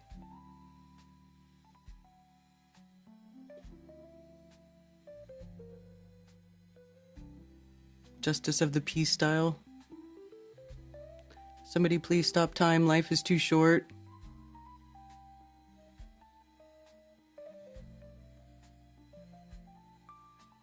Are you guys just gonna do like a simple, like legal thing just to make it legal, and then maybe you can just have a ceremony later? You could plan like a, I don't know. Some people do that. Some people do it that way. Thank you for calling Coffee Talk. You're on with Karen B. Hey, Karen B, it's Tony Coriolis. Hey, what's up, Tony? Hey, okay, I've been wondering, so they kind of have been doing, some chats have it where it shows, like, the username, like the @ sort of name, which is what is shown, and adding all the numbers to people. Mm-hmm. Are you able to change that at all? Like, you, as a video version? Like, change it in the chat? Yeah, like maybe just a setting, like show people's, I guess, chosen username or their... Because it kind of did a weird switch a couple months back. It's only like 2-3 months old. It's been doing that on a bunch of different videos. I don't see an option like that. Yeah, I was spitballing around. There's a guy, if you heard of the guy, what was his name? Mr. Thrive and Survive? Mm-hmm. Oh, yeah. Yeah, he was doing a stream, and he was making a big deal, and I go, I'll figure it out. But it's been like 2 months. I haven't figured it out for him yet. But he doesn't stream that often, so no big deal. I was just wondering. Well, when you set up the stream, you can edit stuff like that. Like, I was able to figure out how to turn off the little leaderboard, the little crowns that show up, where it's like number 1, number 2, number 3, or whatever, where you get experience points and all that nonsense. Yeah, I think it was slightly after that came, because that was new and that was kind of dumb. But yeah, it came a little after that. But yeah, if you see anything, just let me know. Okay, I will. I'll be listening. All right. And then I did have a couple of random things. So I was up out of town this weekend, and I was talking to a guy who I only met because, like, where I go out of town, if you remember, I said how, like, one time I was on stream there, and I was like, I got to keep my phone in the bathroom and not touch it, blah, blah, blah. And so I kind of barely get phone signal right there. So some guy from town, he's just got a flip phone, but he'll come up and he'll park like across the street to use his phone. And I talked to him. His name's Doug, and he said that, like, when he only has his flip phone. So then when he goes there, he'll just know that he has signal if all the texts start coming in. Where are the texts hanging out? Like, where's that, like, negative space that, the texts are before he has signal? Is there like a database or something that it has to be, I guess, held at? Or do you have any clue on how that works? It's very random. I don't know. I honestly don't know. Yeah, I was thinking about it. I figured I'd ask here. If anyone knows anything, chime up in the chat, but no pressure. I'll figure out an answer at some point. Yeah, interesting. Oh, by the way, I got the little copper Apollo 11 thing. I posted it in the Telegram chat, and I don't know if you saw that or not, but thank you for that. Oh, nice. No, I didn't see it yet, but good. I'm glad to hear that. Yeah. And then just I had like one other thing. So I watched the movie The Martian. Have you seen that with Matt Damon? No, I never did watch that. I watched it, and there is like a lot of propaganda in it, I think, obviously. Right. And like there's one part where he's like doing something, and then he just chimes in. He's like, well, actually, back in the day, people were doing this exact same thing. That's how they invented rocket fuel. So if it wasn't for them being persistent, blah, blah, blah. Now, I just know when you were referring to people who are kind of saying whatever, the jet fuel stuff and rocket fuel stuff. Is there anything legitimate in that movie how they said, oh, that's how they found out rocket fuel? What's the word on jet fuel, rocket fuel? Same thing or different or what? I think it's different. I think rocket fuel is different from jet fuel. If I'm Yeah, if they I'm mentioned correct. something in the movie about it, but there were a lot of times where just I roll my eyes at it, and then even like, so they accidentally leave a guy on Mars, and then they end up going back for him, but then also in that movie, it's because I guess how last week we were talking about how the calendar is all complicated, really if you're looking at it from any angle, the calendar is really complicated. They're trying to like change it or anything, and okay, in that movie, he's on Mars, and then instead of referring it to days, they call it Sol, like SOL, like Sol 10 when he's on Mars still. And then they're planning out, they're like, oh, well, we should be able to reach him with more supplies by Sol 400 or something. But then they're back on Earth, and they're like, oh, we need to speed it up. We need 28 days for this. But they never do like a breakdown on what would it be. So Mars, is that like how many? What is their day? What's the day on Mars? It's longer than us? Yeah? I don't know. Let's see. A day on Mars is known as a sol is approximately 24 hours, 39 minutes, and 35 seconds long, making it 40 minutes longer than a day on Earth. Oh, okay. It's kind of close then. So Yeah. I guess I didn't need to break it down. But yeah, they're just acting like it's, but by the time they're getting out to 400, it's going to be, way different. They didn't do any sort of mention of different time, days, and stuff. The movie was riddled with just space stuff where I was rolling my eyes a lot. I made it through. And then I did watch another weird movie. It was a Weird Al Yankovic movie. You ever see that one? It's called UHF. Yes, actually, I have, and I was. What did you think of that movie? My daughter watched it not that long ago. She was watching Weird Al Yankovic stuff movie, and I was like, "Oh my god!" Nice. It's just so cheesy with like Michael Richards playing that goober dude who like hosts that show with the train and all. Yeah. I did like it, and it actually does have a very good message at the end. Like at the end, the corporate news people end up losing their news license, and like the People's Station takes over. I really did like it. There's a little hidden message in there, and it was a stupid movie, but I liked it. I liked the message. Yeah. But I never heard of that movie until recently. So okay, I thought I was gonna ask you, and you didn't even no one's heard of it that I've asked. But cool. I'm glad you heard of it. Yes, I remember watching it years ago too. Yeah, and then I guess congrats to Billing and Accidental Alchemist. I missed that in the beginning of chat. No notification, but that's awesome to hear. Congrats, you two. Yes, absolutely. Congratulations. Totally. And then two last things. I wanted to tell you that when I was out in Quartzsite, if you remember back in Vegas when I brought Mark the French fries. I don't. I must have missed that part. It was a thing where, like, when you were on Strange World with Mark, he's like, anyone can bring me French fries at any time. Oh. I took that as that's my cue. So I did bring him French fries in Vegas, and then I did again in Quartzsite. Oh, I bet he loved that. He did. He was really happy about it. And I reminded him on how it kind of pissed you off. Not pissed you off, but got you a little, like, you rolled your eyes at him, I did? Well, just when I handed it to him, you were like, oh, God, kind of thing. You were sitting right next to him. Yeah.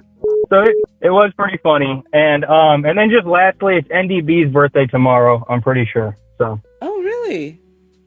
Cool. I think last year I called in and it was his birthday, so now it's tomorrow. So happy early birthday, NDB. Yeah, happy birthday, NDB.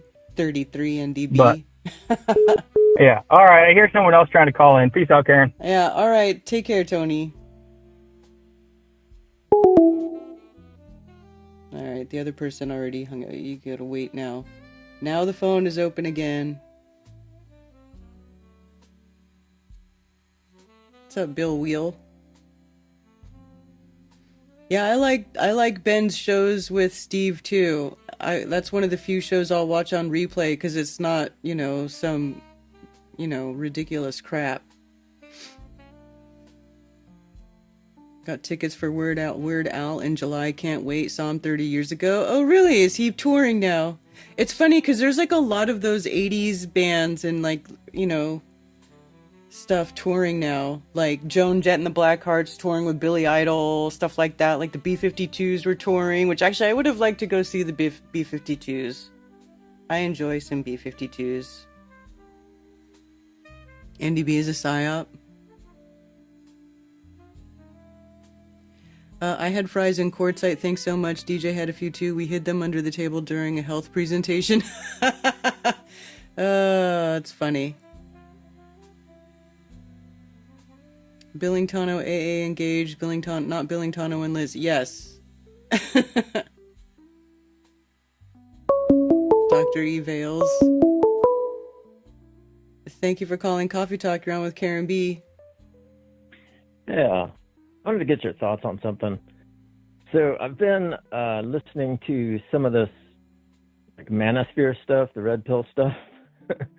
And I know you're a woman, so you might not resonate as much with you, but like it's very interesting to me, and I'm just kind of like tuning in as like a fly on the wall and just kind of listening to it and stuff. Mm-hmm. And it's really fascinating because it seems like if you would have told me that at some point men would just become disinterested in women and women disinterested in men, it just seemed like such a crazy idea, but it seems like that's kind of where we're headed. Like men and women just hate each other now. And I think it's some kind of weird psyop. I mean, I had heard about like MGTOW a long time ago. Mm-hmm. Have you heard of that before? MGTOW? Yes. Mm-hmm. So I'd heard about that back in, say, 15, 16, something like that. It was just like a small thing, and I didn't really pay attention to it. But now it's like growing into this huge movement. They could probably become like a political party and like command a lot of the electorate, Isn't that crazy. what Nick Fuentes is? He'd probably fit into that. I'm not like, I don't really I listen to a guy named Taylor the Fiend, and he's pretty funny. Okay, I'm not Like familiar. this animated vampire voice and stuff. but they just basically play TikTok videos of like women posting stuff on TikTok, and then they criticize them. That's basically what the videos are. But I think TikTok is doing a lot of damage to relationships between men and women, because like the women are just going on there and airing out all of their shenanigans and all of their entitlement and rude behavior and stuff, and it's fueling this whole movement, like the MGTOW movement and stuff, the red pill movement, and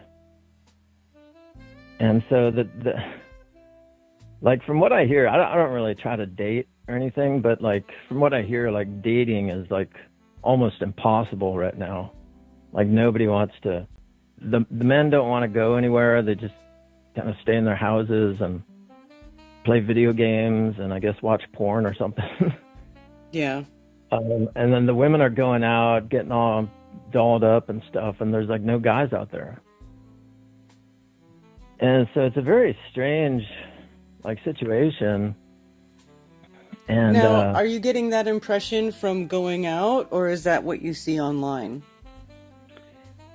Well, it's mostly what I see online, but I do go out and I kind of get out and I also hear about things like people go to events and stuff and they tell me there's like none of the guys show up. I go to some singles events sometimes and it's kind of the same thing. It's all just like, it's a lot of women, not too many guys. So I don't think it's just my impression by watching videos on YouTube or whatever. I think it's actually a real thing that's happening. No, it could be, because I would agree with you about TikTok. I think TikTok is complete mind rot. It's total mind rot. And this whole thing about, everybody going online and telling everybody how they should be or what they expect from people, and like the whatever podcasts where they just have a bunch of like idiots on there I don't know. It is kind of a mess. Sometimes I worry for my children. I'm like, man, I hope they can find some decent people to build a life with, because it just looks so just Bleak. bleak. Yeah, really. How old are you? I'm past 40 now, so I'm I don't know if I'm really marketable right now in terms of like dating and stuff. So I kind of Well, just you shouldn't stick to say that myself. though, because Ted and I met each other after we turned like in our 40s, you know? Okay. So I wouldn't say that. I think you could still possibly find someone to be with, but it's just, the problem is like, where do you find these people? Where do you look? Where do you find like-minded people? You know, where do you find Right. someone who shares your values? Because it's like not a lot of, well, I'm in the South, so a lot of people will still go to church and stuff. And so maybe you could meet someone at church or something like that. Um, but yeah, it's really difficult. Yeah, and it's tricky too because like if you put yourself out there, you never know if you're going to be the butt of somebody's joke on TikTok or something like that. So I think there's a lot of reluctance now. People are just very leery about approaching people because they don't know what's going to come of it. And also like guys don't want to be called like a creep or oh, he gives me the ick, or something like that. I mean, that's really awful when like people say that about you. I mean, I haven't had that said about me, but like if Yeah. someone did, I could see how that would just really turn me off. I mean, put me off to like not wanting to ever put myself out there. Yeah, because a lot of people like this whole dating thing, it's very superficial, you know? Oh, and the dating apps are contributing to that, I think, big time.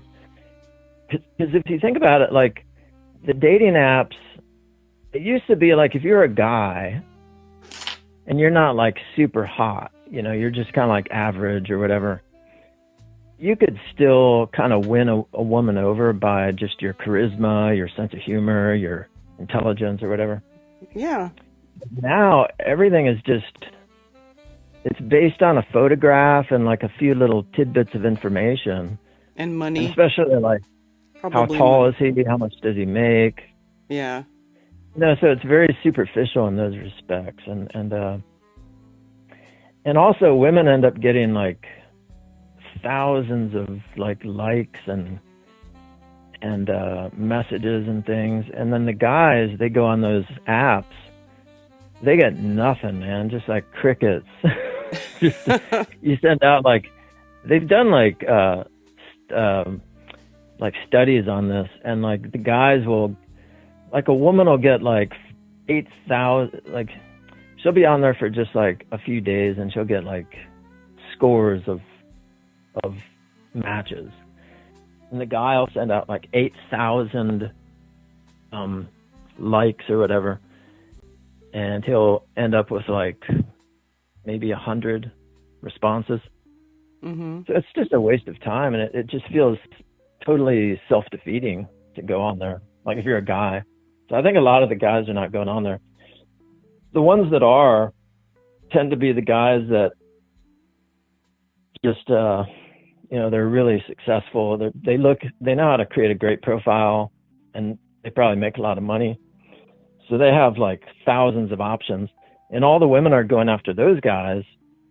And that's why the women are being so put off by it, because those guys, since they have so many options, they treat the women like shit.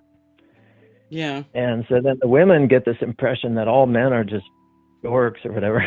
Or yeah, well, and I've seen these chicks on like I was mentioning that whatever podcast, how like they talk about something called a high value man, and it's okay if he sees right. other women as long as, and I stay loyal to him, but he does whatever he wants because he's a high value man.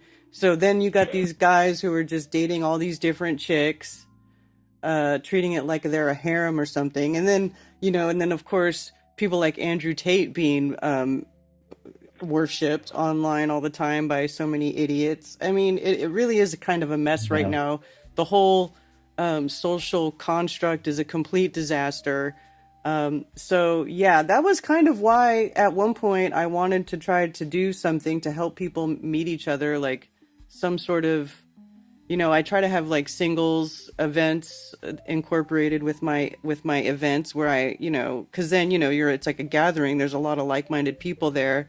So I was trying to incorporate that into like, having a singles thing there. I don't know that, how many people actually met each other at those things. There were a couple of people who said they met at Flattoberfest. I know at least one couple that met and now they have a daughter at one of my events. But, so it can happen, but it's very rare. You got to really, it's hard for people. Yeah, well, I think feel that's for you. precisely the problem is nobody knows where to meet anybody anymore. Like there's you can't go to a bar to meet somebody. That's just ridiculous.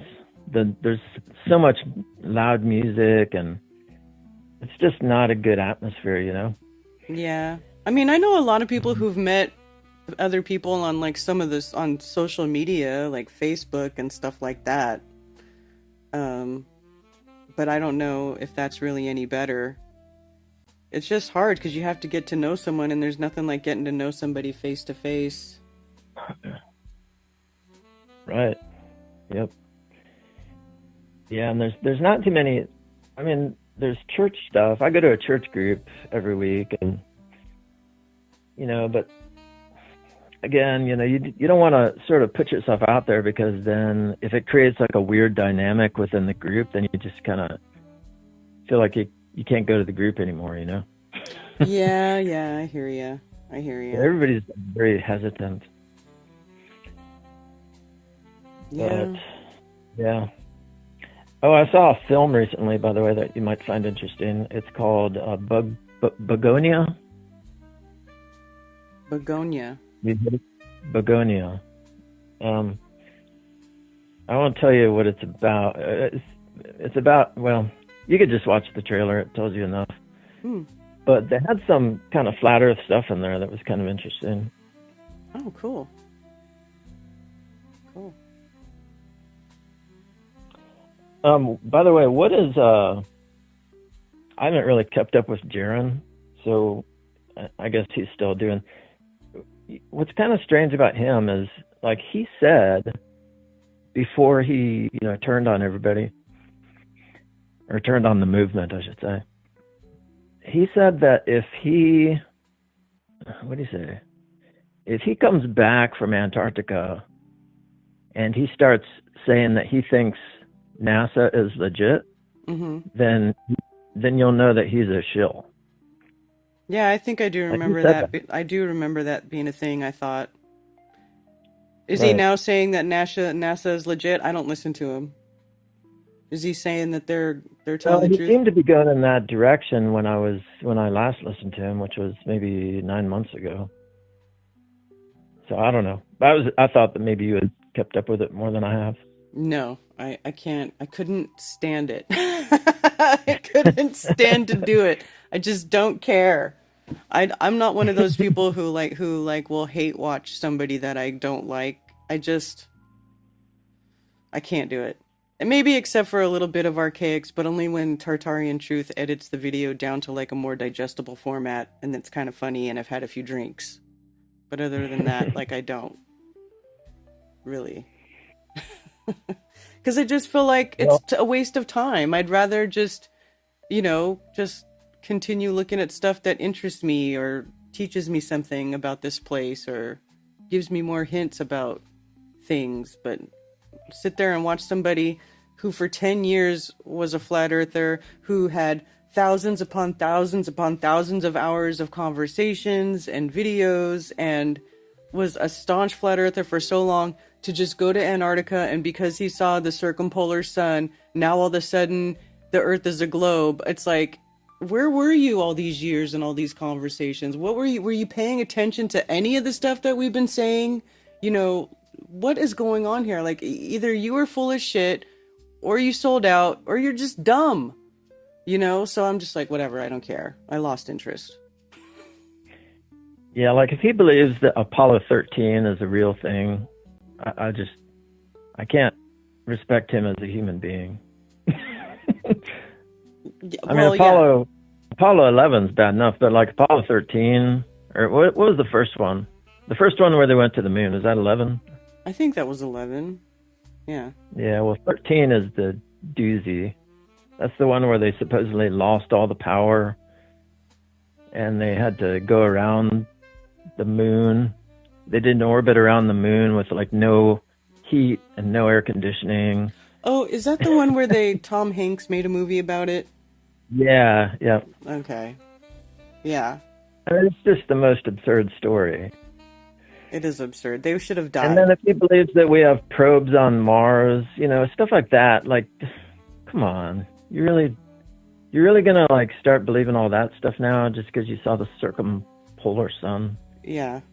No, it's just kind of crazy. I mean, yeah, I mean, there's one thing I don't know what to make of the Antarctica thing. To me, that is a big monkey wrench in everything. But it seemed like up to that point, everything was pointing in the other direction, Mm-hmm. And so I still, I can't just dismiss all the other stuff, and especially all the fake space stuff, like the satellites. Mm-hmm. You ever seen that video of where they're launching satellites from space? They're like sending them out, and they're like they've got wings on them and stuff. Mm-hmm.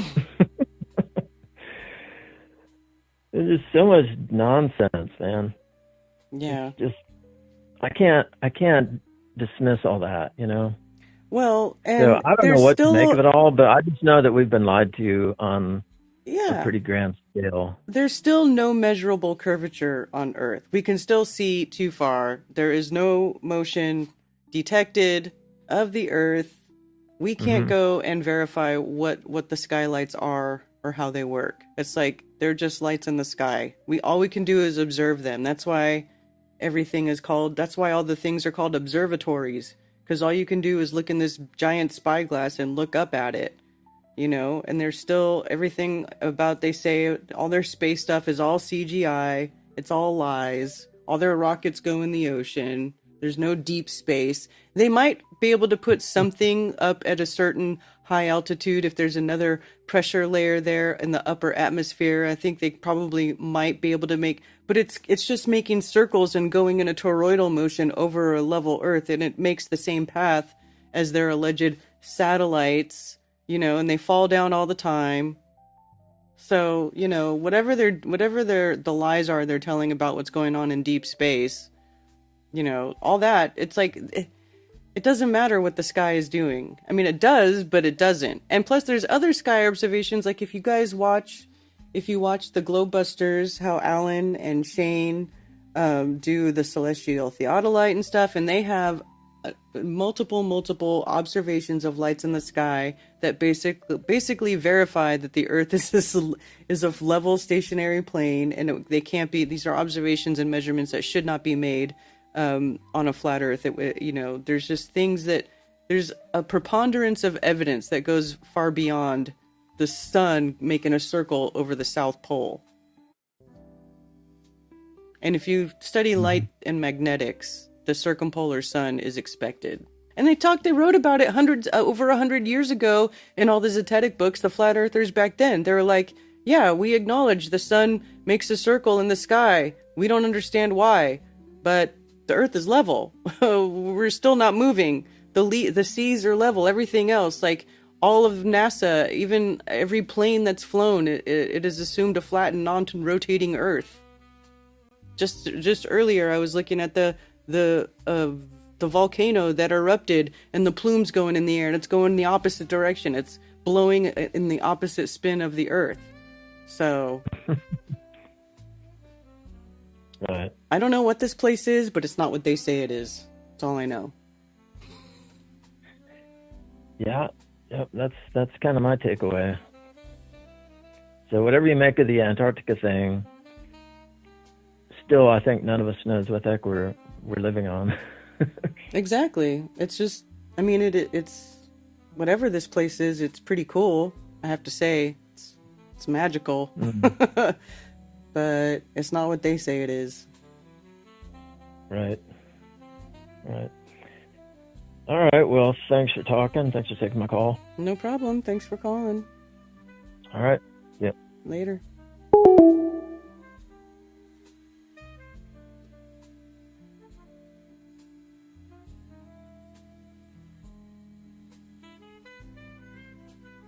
This sounded exactly like the guy I talked to in Quartzsite.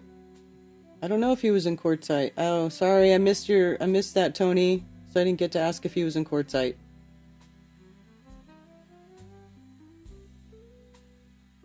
Made my 40s the best years ever. Started dating about 40. See, there you go. There's another one. Ben, me and my wife started dating at about 40. Tartaria got me, my girlfriend. I was going to be on my best behavior. She mentioned it, and it was game on. Well, I'm glad that you guys were able to find each other and you get along and all that stuff, but I still think the Tartaria thing is kind of nonsense. Now that you mention it, Dr. Evil, my wife, is why I don't date also.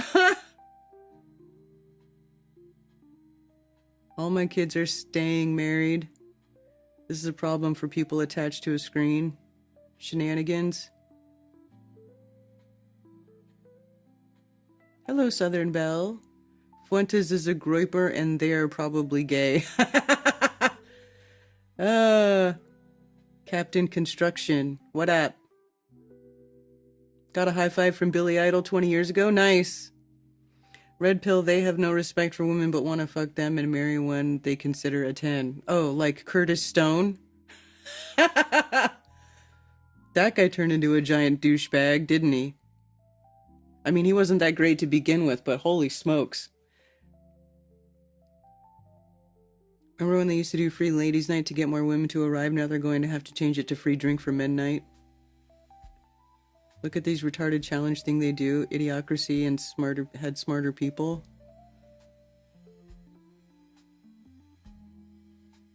Building community is so important right now. Yep. Got a boyfriend that goes, a bro friend that goes fishing with me. If Oktoberfest / Esoterica is a gathering of like-minded people, yes. Am I the only one with no audio? I hope. Valley, maybe refresh? Somebody tell Valley Parks to refresh. The ick, there's a pill for that. Alabama outlawed it.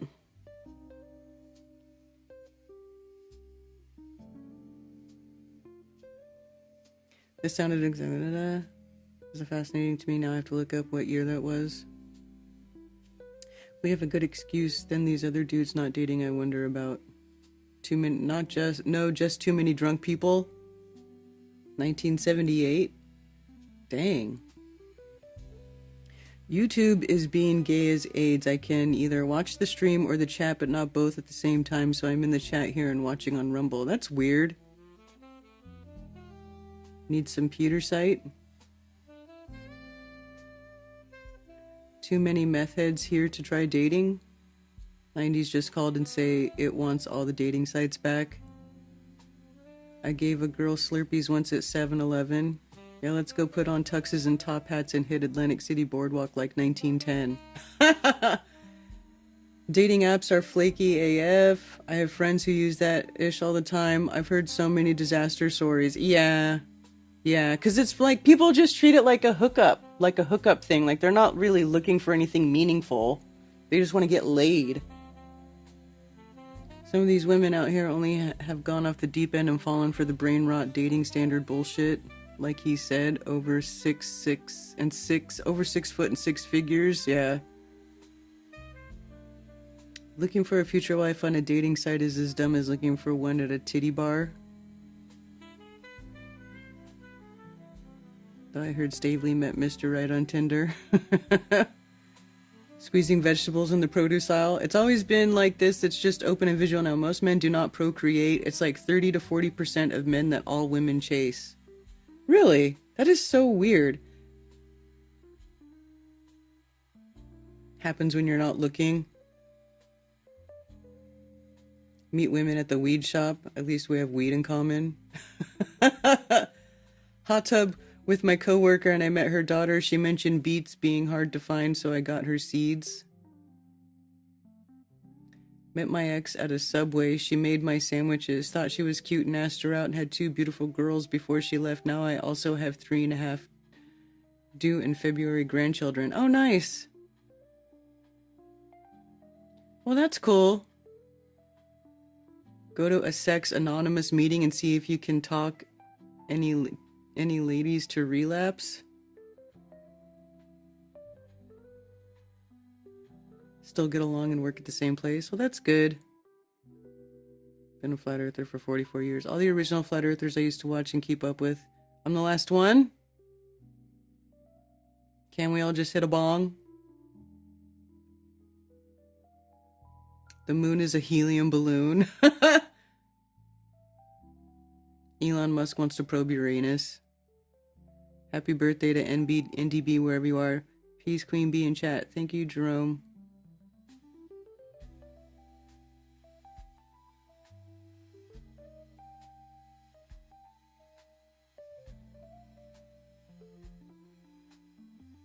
I'd go full hermit. Yeah. Hooking up is and always has been a disaster. Yes, it is a disaster. Basically a hermit with a wife now, Ben.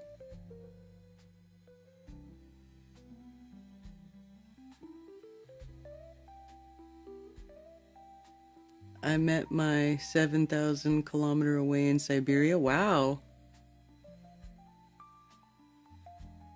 Yes, voy, voy, voy, voy. Can't hit a bong, I'm at work.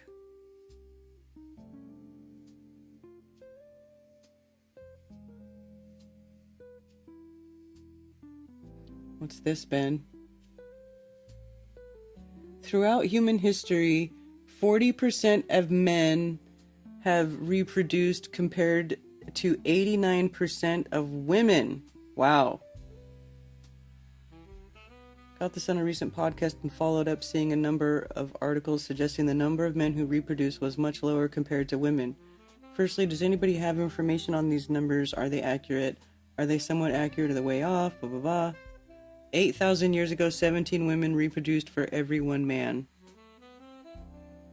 This analysis of modern DNA uncovers a rough dating scene after the advent of agriculture.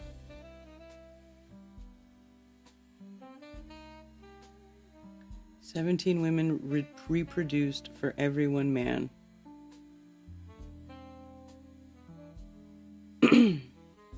Once upon a time, 4,000 to 8,000 years after humanity invented agriculture, something very strange happened to human reproduction.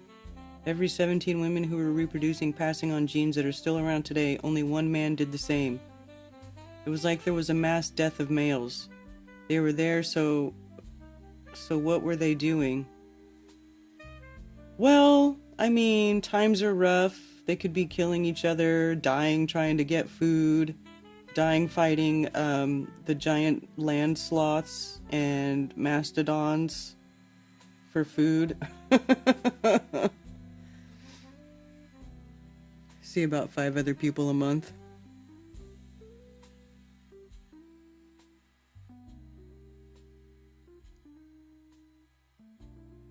Doesn't take rocket science to figure out men are doubling and tripling up. Jason and I are hermits. You should feel blessed you don't need to see morons' comments.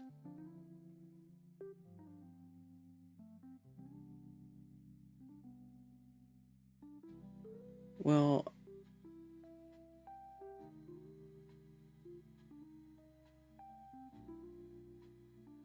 lots of women with multiple baby daddies, but not as many men with multiple baby mamas, from what I gather. Yeah. You live in an underground house, basically a basement with a roof? Really? Interesting. I'm dating a girl from the weed shop, says Ry Russ. Nice. But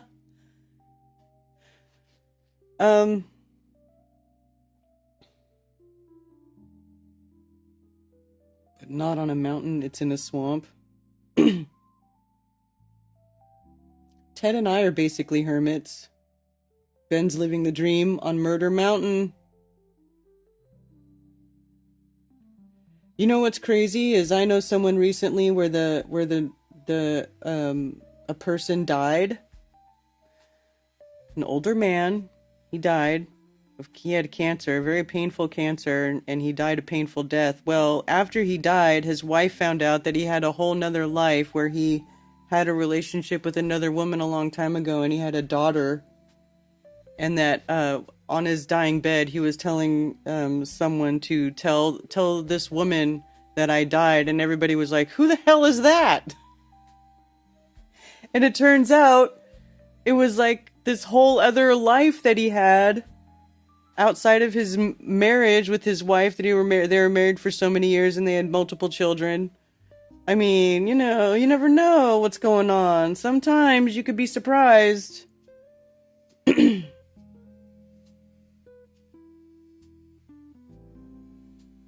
People aren't getting married till they're in their 30s. I know, people should be getting married and having babies in their 20s. Seriously. Get it done early.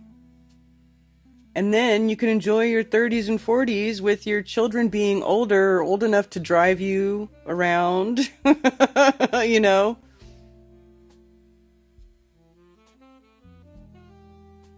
Native men try every trick in the book to add another notch in their belt. One guy or 5 or more baby mamas. Wow. Young underage baby mamas. Oof. Yeah, I remember that happening when I was in high school. Met mine hitting the holy smoke outside Bible study. Nice.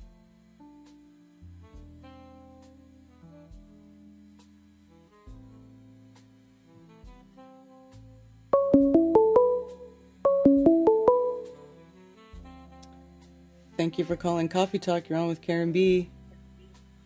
How you doing, Karen? What's up? It's been a while since I called, but I wanted to call just because I saw you talk about the guy who's, who had a whole nother family. Mm-hmm. I just wanted to say a quick story about something like that. So I work with people who are very wealthy, and I went to a guy's funeral who had passed away here in Northern California.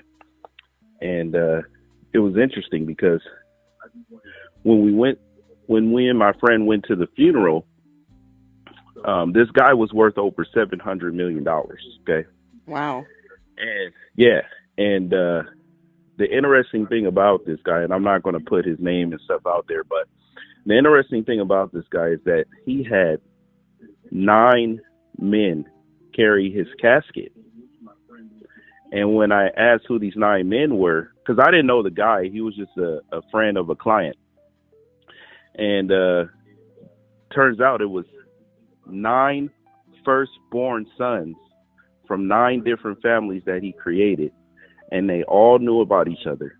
And they all worked with him in his business. They were all like high-ranking CEOs and stuff like that, a part of his like empire. And like all the families were there. All the mothers and wives knew about each other. And there was no fighting or no nothing. It was like crazy. I've never seen it in my life. And it was so interesting because when I was talking to my friend about it, he was like, he looked at me and said, "What do you think the rich do with their money?" And I was like, "What are you talking about?" He's like, "You only need about $20 million to do whatever you want on this earth. If you make like $20 million a year, you can go anywhere, you can do anything you want. This guy is worth over $700 million. What do you think rich people do with the money?" He said, "Their foremost concern is family and creating a large legacy. They create children to give their money to give their power to." And I was talking to him like, that's not what they show on TV or on airs. Women are jealous. Da, da, da. He's like, no, that's for the people of that class. But the people who have excess amount of money, excess amount of resources, they they create family with it. They create a legacy. People don't know this. He's like, most rich people don't share their private lives and share that they have multiple families and children and that are growing and that they're putting up. And I was like, whoa. So it's like the rich live in a totally different atmosphere than we do. You know, they think different. They act different. Mm-hmm. And so whereas we'll be jealous and we'll be like, nah, you know, I'm not letting that happen. You know, but in their world, it's very common. You know, and then they show us a different lifestyle, like on TV, you know, they show us something different. Mm-hmm. You know, they show us like, you know, monogamy on TV, but behind the scenes, they're not really like that. And I always wondered, why do they do that? And I think it's because, you know, there's not enough room for everyone, they think. So they want us, the lower class people, not to reproduce as much as they do.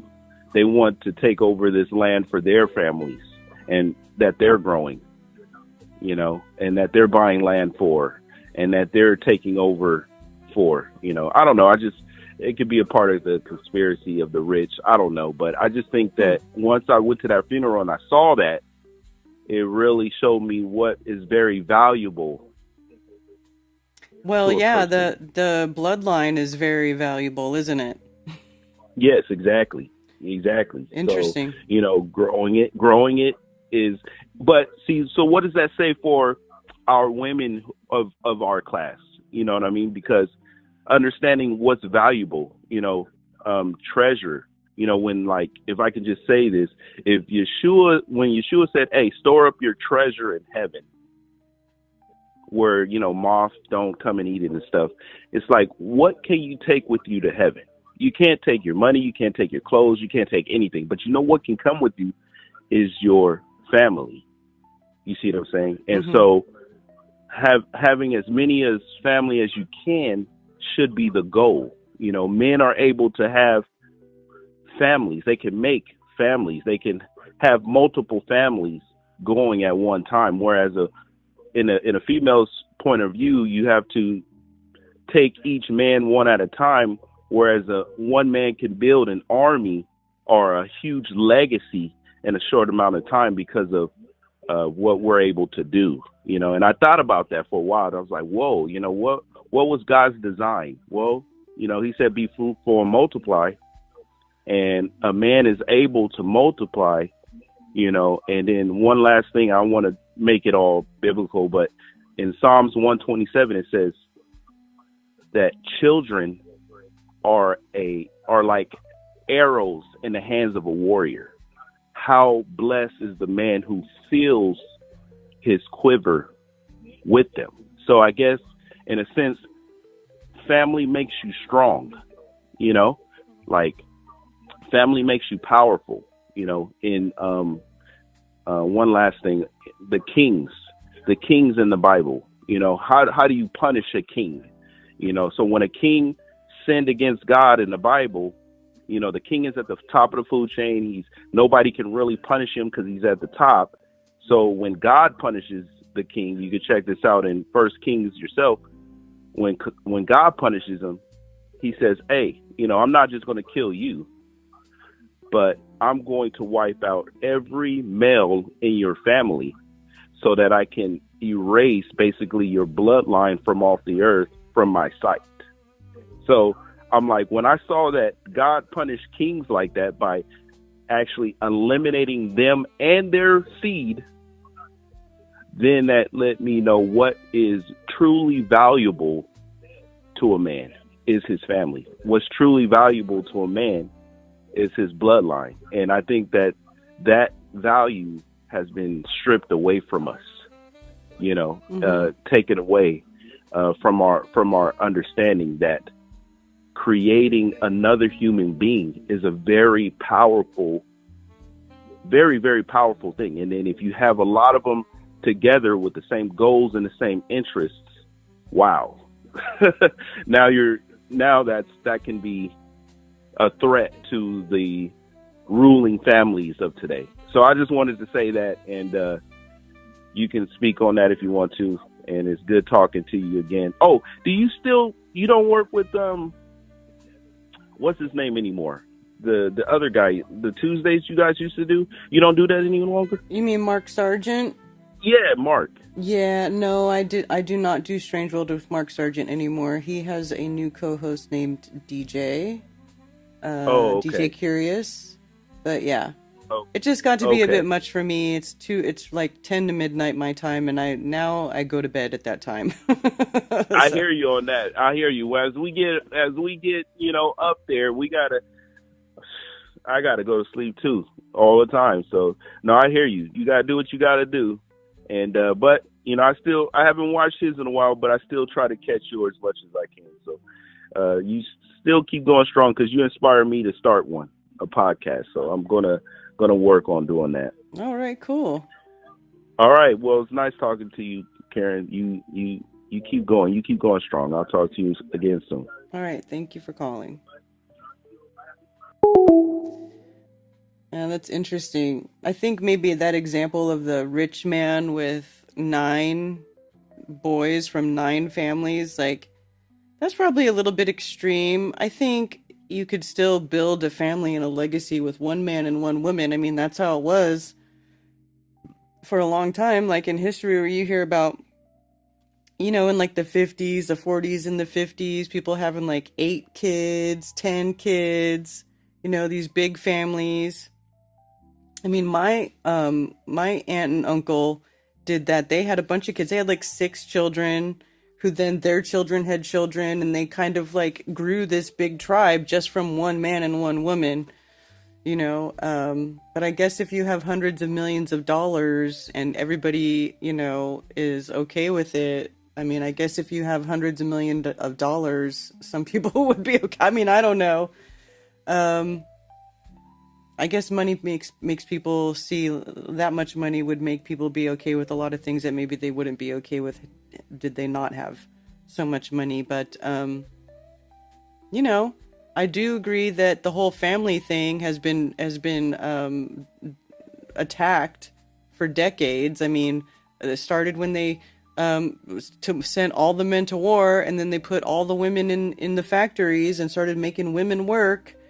And then it became like, from then on, it just started to deteriorate, where there was no, to the point where it got to the 80s and 90s, where that was like basically the last time where a family could have live on really, a normal, or it was, common family could live off of 1 income, where the father went to work and the mom stayed home and took care of the children. That is a huge thing that is missing in my opinion, because it's harder to have a family if you're both working full time, and a woman, she's the one who's giving birth. She's the one who's growing the baby. And then when the baby comes out, she's taking care of the baby, because that's just the role of a mother. It's not like a sexist thing. It's just, that's how it is. So when a woman is giving birth to children and raising young babies, she should not be working full time as well, and like taking and paying some other woman to take, mediocre care of her children while she goes and slaves away at some place for 8 hours. Like, once I was able to stay home with my babies, I was like, oh, this is way better. This is way better. The children get all the attention from their mother. They feel loved. They feel supported. They grow up much more confident, capable, human beings. It's just infinitely better to have an intact family where the mom, or at least one parent, even if it's not the mom, it doesn't, at least one parent is the one, because there are some families where the dad stays home and the mom is the one making the money. But even that is better than putting your children in the hands of a stranger. At least it's still a biological parent. Nobody is really going to care for your children the way that you care for your children, So yes, I would agree that has totally been lost, and by design, and I also think it's kind of it's a misconception too that you need a ton of money to have a bigger family, because there's plenty of people who have big families who don't, who aren't millionaires. That maybe the children got to wear hand-me-downs, they got to share a room, whatever. But all that, it's not the end of the world as long as they're not being abused, as long as they're loved and they're getting, they're learning how to be decent human beings, then everything's good. It only builds character. Feminism is fully evil. Exactly, Ben. I would agree.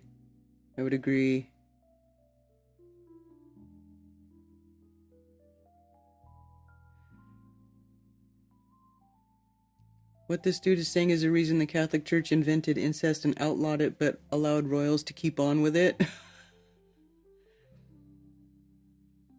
Who creates the new organism, the sperm donor or the portal who brings life in after caring for it for 10 months?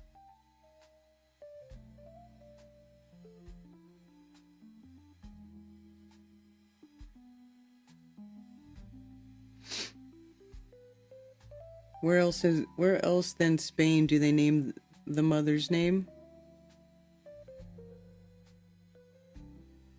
In Spain, does the children take the mother's name? Everywhere that's not westernized. Neither Mark or DJ has kids. Having kids makes staying up late really hard to do. Right. Nor do they have, like, significant others. Like, Mark does not have a woman who is commanding attention from him at all. Well, that, like, as far as, like, a romantic relationship. And actually, I'm not sure that Mark can be wrangled romantically. Can you, Mark? Can you be wrangled romantically? Thank you for calling Coffee Talk. You're on with Karen B. Karen, it's JT, RBB, what's up? Hey, what's up, Ron Boston Bear? I just saw you were on, didn't even know what day it was because my children are out for break and missed the whole show, but I got the last caller. Oh, yeah. You got something to say about all that? Yeah, it's interesting. What came to mind was the whole, like, what are we even here to do? And I'm not, if he's listening and if the listeners are listening, I'm not here to rebut him at all. I thought it was really interesting to think about the elites and kind of like their game plan to just monopolize resources and grow their bloodline huge. I thought about the whole 1 Corinthians 7, where it even talks about like the principles of marriage, and it's good for man not to, basically it's good not to burn. Like if you're burning with passion, go ahead and get married.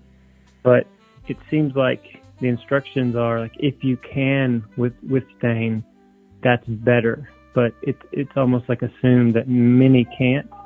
Because like I see it as if you can be single and just worship the Lord and like do his will and walk out the path he has for you fully uninhibited by the responsibilities of a wife and or children, maybe you can do mighty things for the kingdom. Like that's option A. B, like me, there's no way. Like I'm so glad I have a wife. I'm so glad I have children. But like my plan is be faithful to her, have only eyes for her, walk it out, like as much faith as I can for her. Now I have heard people talk in Discord about men with multiple wives, and I don't even know that that's wrong. I just know that the Bible says that it can be quite difficult. Like, can you imagine going from one wife to 2 or 4 and bunches of kids? I think it would get insanely difficult to walk out your spiritual walk without like distraction and drama and people, I don't know, freaking out. So there are multiple ways I think we could do life, but it was interesting to see what he had to say. Mm-hmm. Yeah, I think it complicates things personally. And as a woman, I don't want another woman doing stuff in my house. Like, get out of my house. Get your own house. Yeah. So funny. Yeah. It is interesting because, I have a time in my life before Christ, before I was, living for the Messiah. And I tried to, be a player and like have 2 girlfriends or have like one in the wings and one serious one just in case the one I was with wouldn't work out. And basically worldly living, dark, depraved mind, just trying to like survive. But then now the stability I have in my relationship with Christ, and then what he's brought to me, my wife, and the family I have now, it's like, man, I'm not going to be a dude that like secretly watches porn or has eyes for other women, because that's like the quickest way for the blessings that have flowed into my life to just dissolve. So every day I just wake up grateful for another day, grateful for the friendships I have with all of y'all. Keep on like pursuing truth, seeking truth with excitement, like childlike faith and excitement, not listening to the haters, the anti-flat earthers, and people that are just kind of there to sow discord or drama. Mm-hmm. Just be joyful for every day, and then count your blessings and lean into gratitude more than worry always, and then keep rocking. And so that's basically what I called in to say. Good morning. Love everybody. And I love your show. It's so fun. Mondays, and just a good amount of time for people to listen and ponder and think. And I mean, this is a very, very important show. I didn't know if you realized that. I guess not. I don't know. I'm just doing my thing. You don't feel like you're called to do this? Because I think that the people that call in, the availability you give people to speak their mind or their concerns or share what they know or even challenge what you're presenting, this show is a very, very healthy place for people to process the awakening journey. So no, I'm just telling you personally, thank you, because this has made a big impact in my life. Well, thank you. That means a lot. That really means a lot. I appreciate that. I hope it does add value to someone's life, even if it's just a little bit, even if it's just making them laugh about something lame, you know? Yep. Well, the funny thing is, like, you may not even know the differences you're making to, like, listener number, 20 through 30 or 40. Like, because some of these people, they'll never call in. They probably don't even chat in the chat, but they show up and they listen and they're absorbing. They're kind of bouncing around like, what is true? What is going on? What is this reality? So I think a lot more healing is happening than you're even aware of, is what my opinion is on this. So I know you got to get your stuff set up. You got to hit go live and you get into the rhythm. You got your coffee flowing. Everybody's kind of chilling. But yeah, this is one of my favorite places as far as ongoing truth seeking. It's been a great place. Like, because going to the festivals, meeting people in person is ideal and number one, like eye contact and in their presence. Like, this is probably number two, and three would be like Discord and verbally talking, or actually this show and Discord probably runs tie in my life. But yeah, I don't know. A lot of people call and just like, I just wanted to thank you today. That's probably the main point of the call. Oh, well, cool. Well, thank you. Yep. Well, I'm going to go. We're going to head out of town to meet my wife's parents for like Thanksgiving break. Got to do a ton of cleaning around the house, but I always get a massive amount of things done just listening in when people call in, and that's what I'm going to go do now. But keep crushing. All right. You take care. And have a good Thanksgiving. All right. Bye. Bye. Big Catholic families, 8 to 12 offspring, were much more prevalent in the 70s. Yeah, that's what Elon Musk seems to be doing. Several arrangements with different women he wanted to breed with. Yes, Rose, he is. Like, there's that one chick that he's like made a whole bunch of babies with. She has some crazy name with a Z or something. And then he's got a few kids with that Grimes chick. That chick's weird. And then that Ashley St. Clair chick was one of the last ones. But then the same year that he had one with Ashley St. Clair, he had another kid with the other woman who's like this Jewish woman that he has a bunch of babies with. Yeah, he's definitely doing that. He's definitely creating a little Elon tribe. Every country that wasn't created by white people in the last 200 years. You cannot be serious. Have you not done any research at all? What are you talking about? All indigenous cultures, again, you trace the family line through the mother's genetics because she provides most of the genetic material and you can only guarantee the mom is the mom. Well, I know that's a thing for the Jewish people. They trace through the woman. I would say money is a weapon.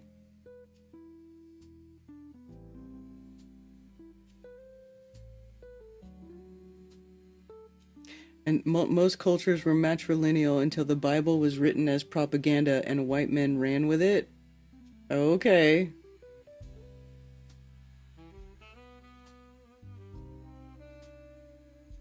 "18 offspring, maybe." Hey, Lucy Lemons.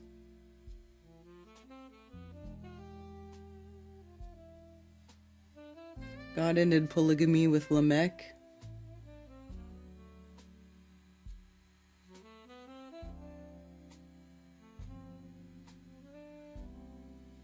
Cheers, Mello.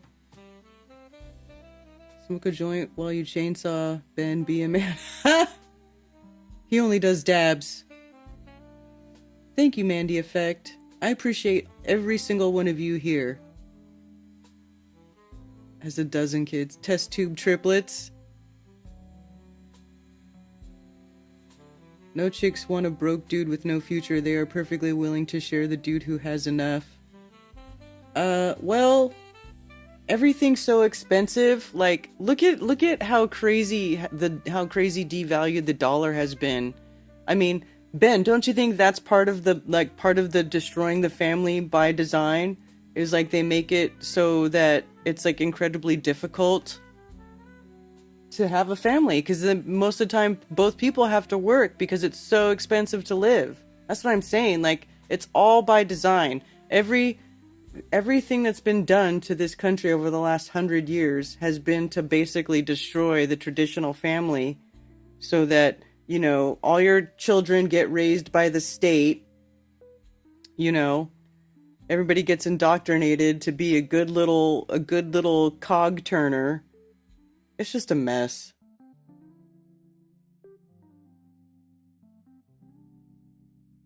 All I see is propaganda, and all I need is proper ganja.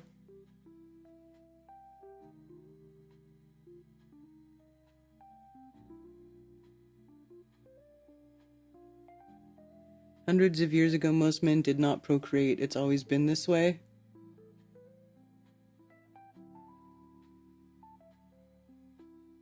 Why do you think that is?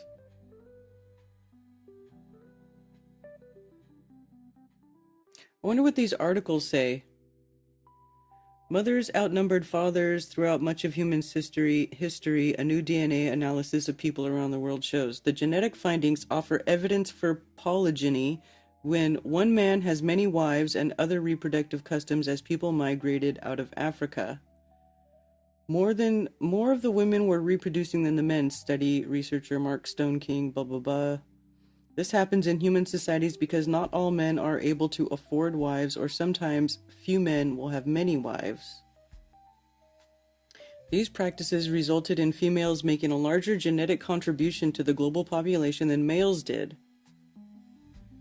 Stone King and colleagues used a new method to scrutinize genetic variation within the male Y chromosome. By looking at one part of the Y chromosome, they found all of the genetic variants or slight differences in the order of DNA's letters within that region. Previous studies had only looked at some of the variants, leading to unreliable data because you only find out about genetic variants that you already know about and not about new genetic variants. He and his colleagues put their new technique to work on DNA samples of 623 males from 51 populations around the world, including Australian, European, and American populations.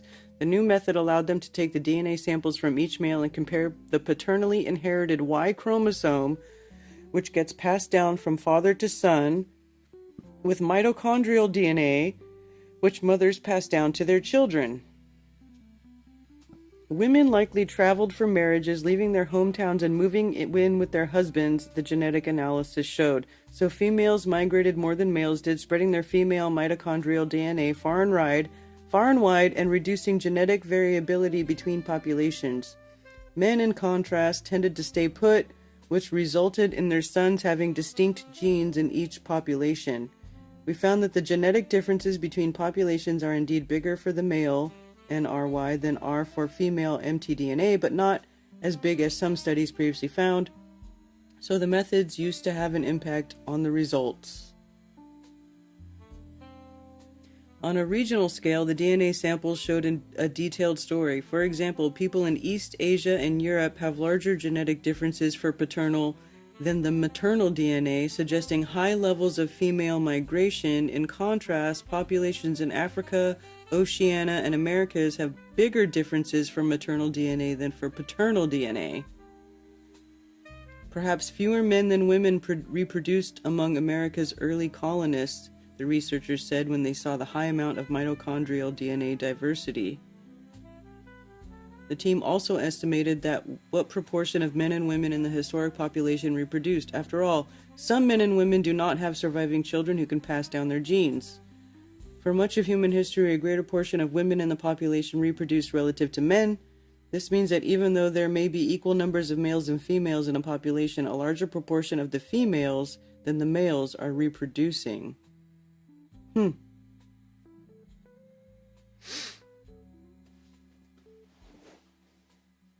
Hate statistics. A lot of us haven't willingly given up our DNA. Yeah.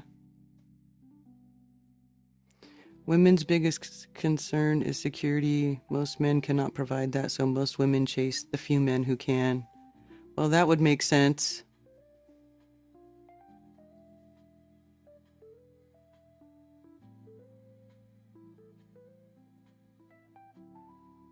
Money isn't everything, just don't be a lazy person. Yeah, if you're willing to hustle, you can make it. It's not to say that it's not easy. That it's easy. It's not easy.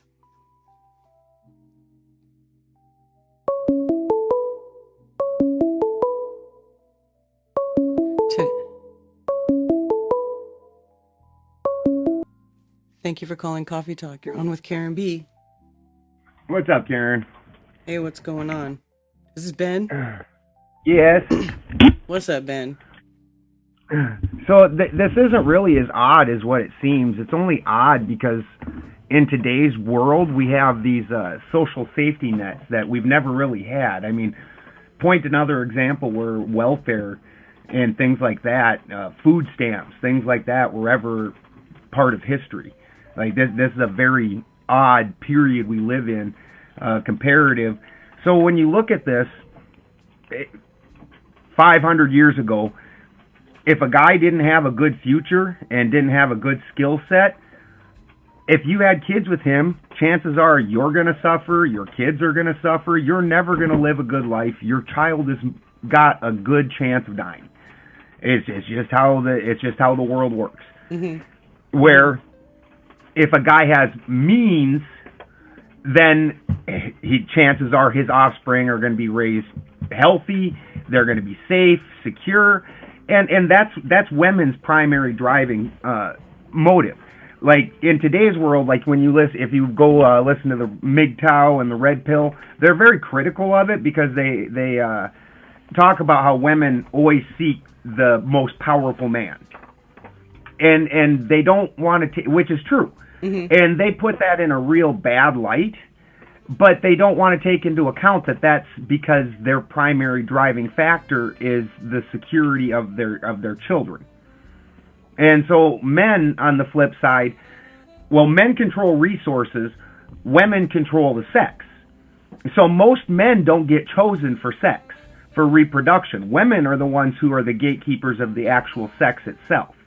And so they're only choosing the ones, and this was smart on women's part, the ones that were going to be able to probably provide a good life for any children that were going to get made during this transaction.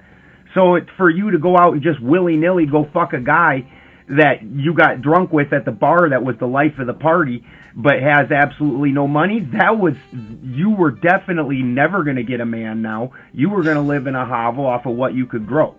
Like this was a real bad proposition, where in today's world, that's not the same. You've got, now you see these women that have 5 and 6 different kids with different dudes, and they're getting more, they're living better than most poor people because the amount of food stamps and welfare and things like that they're getting. Yeah. So you've got to put that mind in there. Well, and then also understand that even though the situation's changed today, we still are operating off of what our entire history has been. So the motives are still the same. And we're seeing, honestly, in today, where during this a short window where welfare became a thing and social safety nets, where you saw more men reproduce, you're actually starting to once again see, and not just starting, this has actually been going on for about 15 years, you're starting to see the trend that existed hundreds of years ago apply again, where one dude, all the women are chasing one dude, and the bottom tiers of dudes, like if you're a, not to be weird, not to be materialistic about it or facial or whatever, but if you're like a 1 through 5 guy and you don't have a bunch of money, your dick is never getting touched. Like, it's just not happening. Nobody's coming for you. And if you're the guy that has a bunch of resources and is more attractive, enough! Holy fuck! Hold on, I gotta kick this cat out. They're fighting. If you're attractive and you have resources, then you'll notice, just like what you were talking about with all these stories of all these different women that have kids with the same dude, that doesn't bother women as long as there's enough resources to take care of that. Yeah.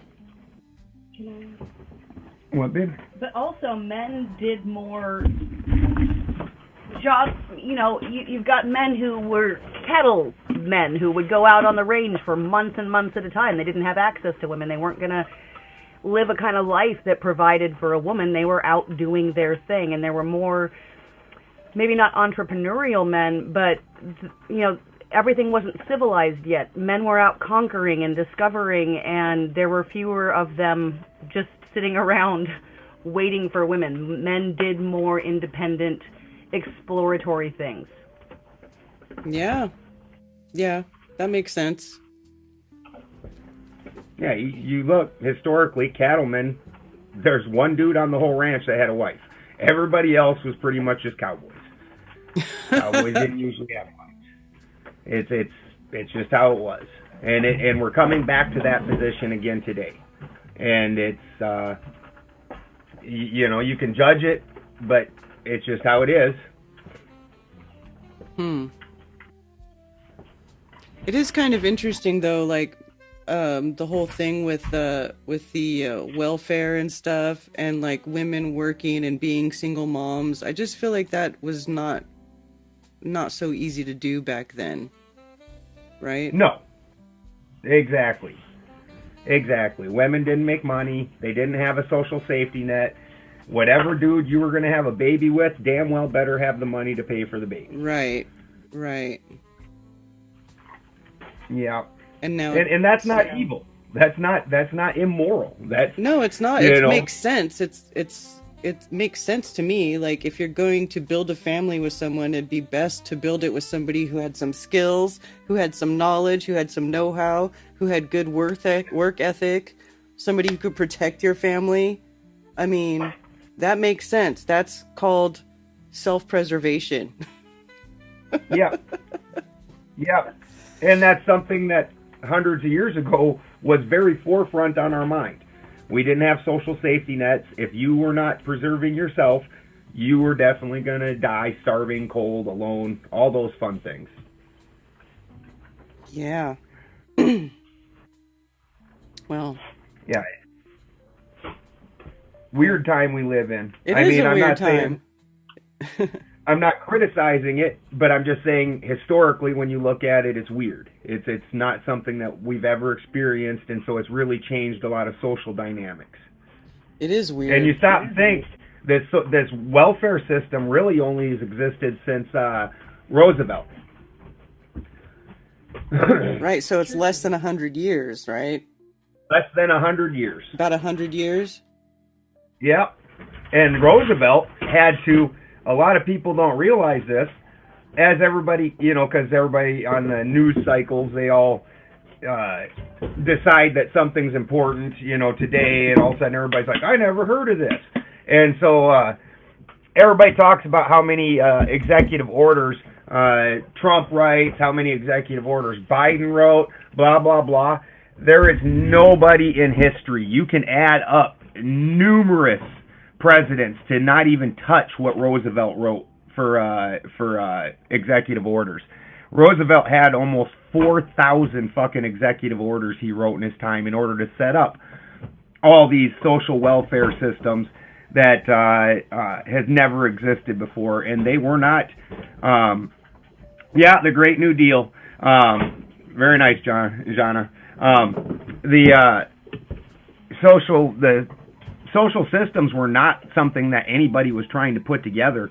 Roosevelt put all that together with fucking executive orders to the tune of almost 4,000 of them. Wow. I didn't realize he had that many. Yeah, it's like over 3,700. Holy crap. Right. It does. Nobody else even comes remotely close to touching that. And this is when he put all of these different things into place. And you can see that the idea behind it sounds like a good idea, but I don't necessarily know that it's really done a good things for our civilization. No.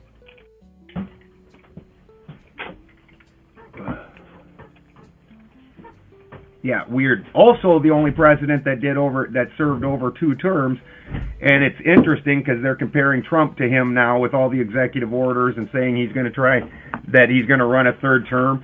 It's really interesting to me, and nobody really looks at this. I've not heard anybody else talk about it. But if you compare this era to the Roosevelt era, it's very, very interesting. Huh. Okay, so he is the one who started the Federal Reserve. Right? Oh wait, no, that's 1913. What's 1930? Was that Woodrow Wilson? No. I can't remember. I'm horrible about that stuff. I believe it was Wilson that let the Federal Reserve back in. I think it was Woodrow Wilson. And Wow. and after he did that, I believe he said that it was the greatest mistake anybody's ever made. Yeah, but then nobody ever undoes it. Right. Well, and then also it's very interesting because the one guy who actually did, because we at one point in time had a different Federal Reserve. It wasn't called Federal Reserve, but basically functioned in the same manner. And Andrew Jackson, who the modern education system has tried to demonize to fiercely, that guy shut down the Federal Reserve, kicked him out of the country. That's how we got rid of him in the first place. And there was 3 assassination attempts on him? Right. Crazy. And he just got lucky. It's not like he was it's not like, yeah, it was Woodrow, that's what I thought. It's not like there was like Secret Service or anything. Like I distinctly recall one of the incidences where they tried to assassinate him on the White House lawn, I believe it was, and the guy walked up behind him, shot a pistol at the back of his head, misfired. Then they pulled out a second pistol, put it to the back of his head, misfired again. And so it's not like this entirely was some of this was just dumb luck, but yeah, he actually got rid of the Federal Reserve in the first place, and then Woodrow Wilson brought it back. Huh. And then what? Was it Nixon that got rid of the gold reserve? Took us off the gold standard? I don't know. But yeah, all bad. It's all very interesting though. I don't even know what to do about it. Like I said, it's honestly a very normal thing that women seek men with resources and power, and men seek to plant their seed. Yeah. And so when you find that one with resources and power, he's trying to plant his seed everywhere, but the only field, and he's got all the fields available to him, but that guy with none, ain't nobody wanting him to plant his seeds.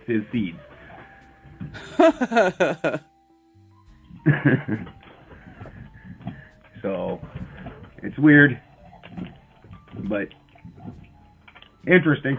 Yeah, it is interesting. And it makes modern dating a very weird thing to, we've never been through the situation we are right now in history. We've kind of upended a lot of the things that were ever important to us. So, and then we're fighting between that and primal urges that exist no matter whether it's been upended or not. Yeah. Wow. So, what a mess. well, we love you. We miss you guys. Yes. Christy even got on the phone. Holy smokes. I know. It was great to hear from Christy. Hi, Christy. Love you, Karen. We love you too. All right, you we'll guys talk are to the you best. later. All right, talk to you later.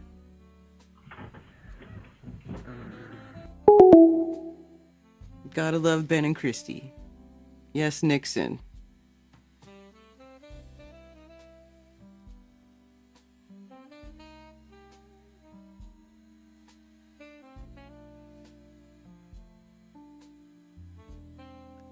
And the ones on EBT have better home and better car than me. It's crazy.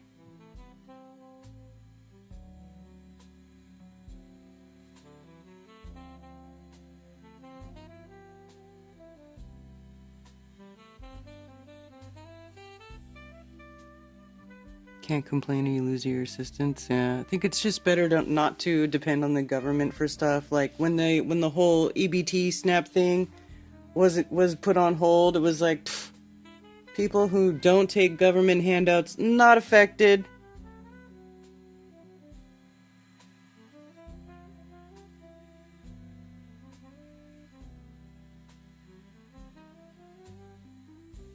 Hey, Leland Witt.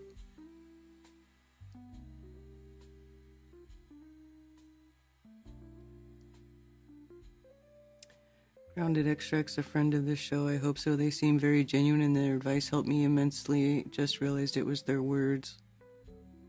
Well, I don't know what's going on with those people. They kind of bugged out on us a while ago and accused us of doing stuff that we weren't doing. Like, I don't know. It got very weird and they just kind of told everybody to F off. And so I don't know what's going on with them anymore. But I hope they're okay. I hope they find peace.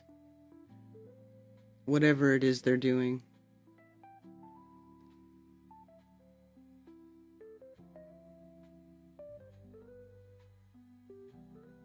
It was Woodrow. Just lit a fire in the rocket mass. Water already went up from 94 to 96.3.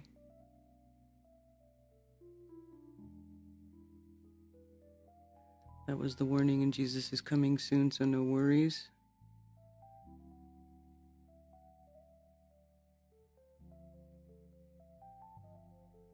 Stage things back then, too.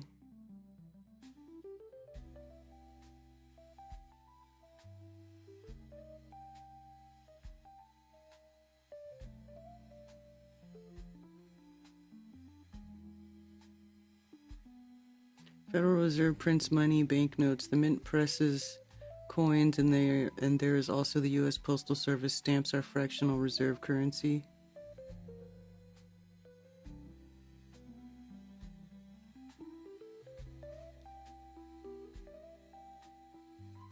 Maybe she should use a little tongue and faster. Okay, I don't know what you're referring to, but red pill motive is to become a man with many resources and to sleep with all the women. See, but that doesn't really... But then what kind of men do you grow up with? Do you end up with? Do they... You know what I'm saying? Like, I don't know. This just seems so weird.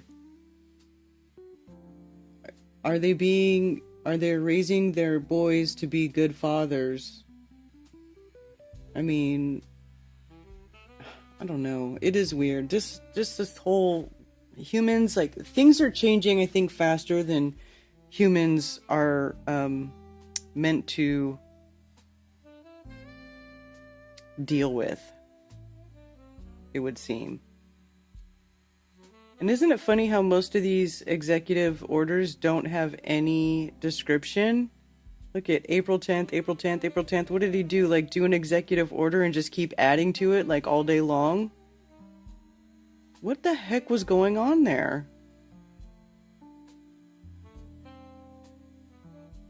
Transferring the land program of FARA to the Resettlement Administration.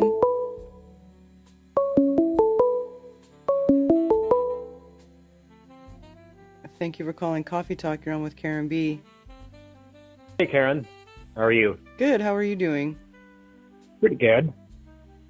So, all of these challenges with men and women getting together these days, man, you should see what it's like in the gay world.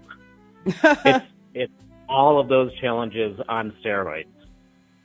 Really? And always has been.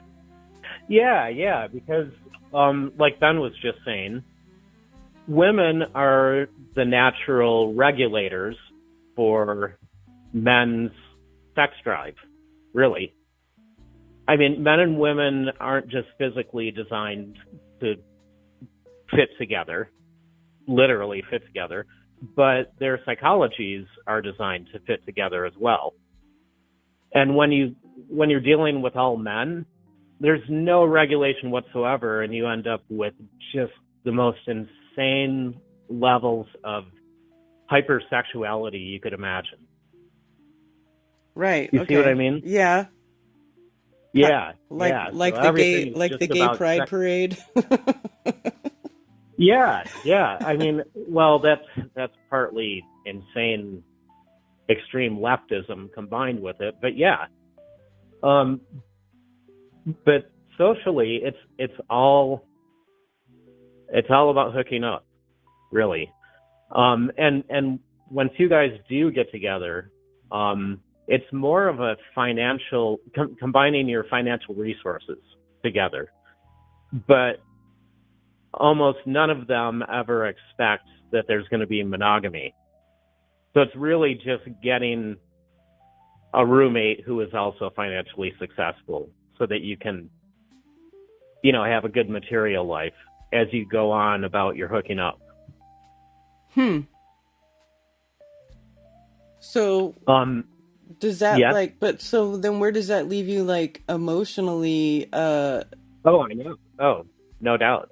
I mean, that was never what I wanted, and I got lucky, and I found a really good guy, and we were together for 7 years.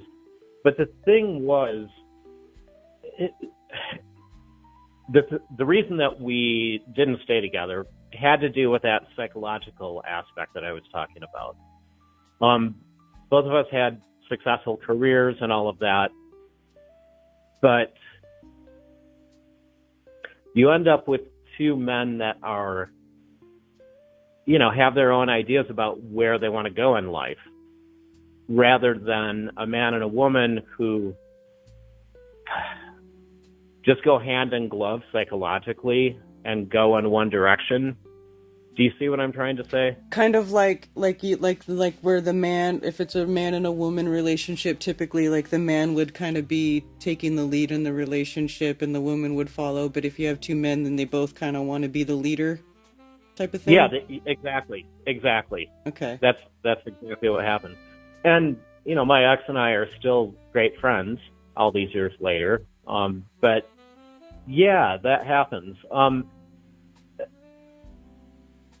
Yeah, you can see why it's not supposed to go that way. And I don't know, the world has always had gay people that are actually born that way, a very small percentage of the population.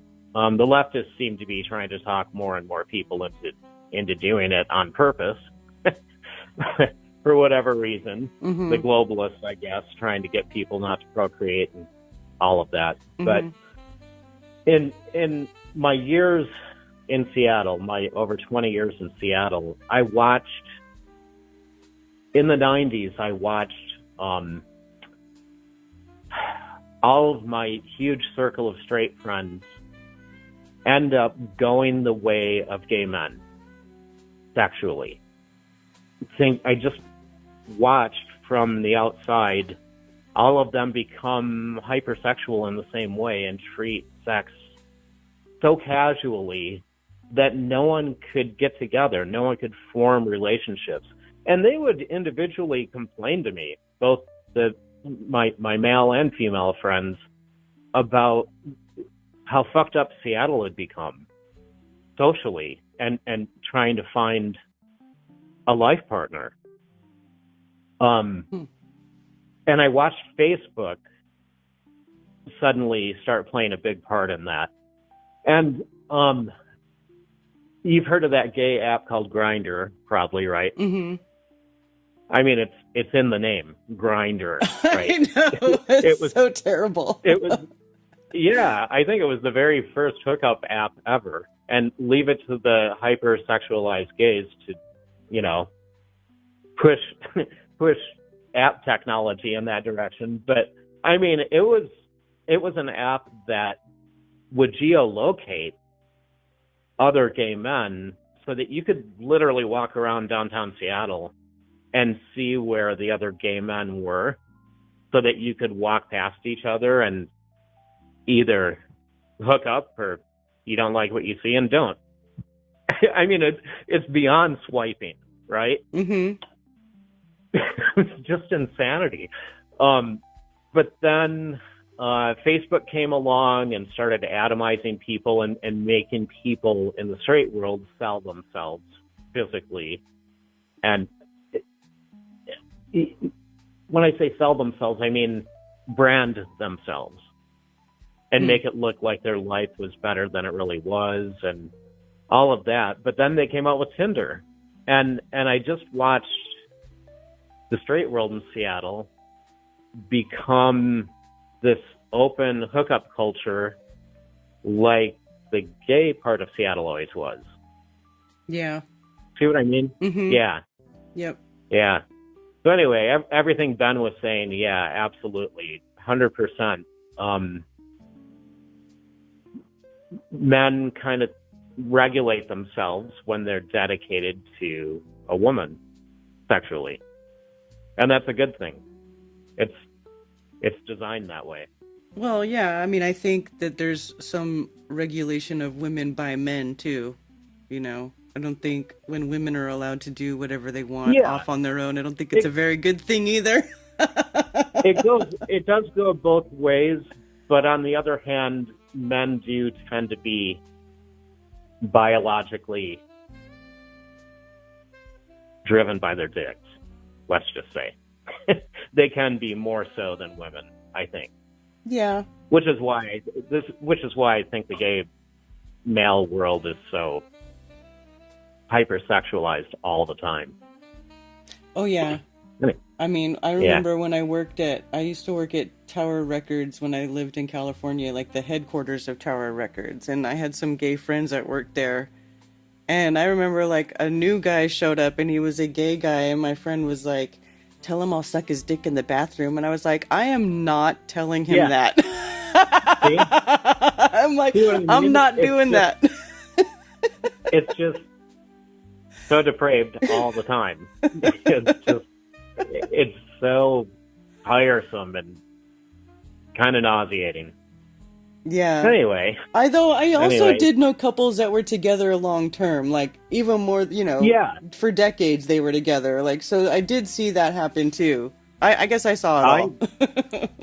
Of course, I've known over the years a few gay couples that were like that together for decades, but they would always end up with an open relationship every single time. It's just, it's just not the same.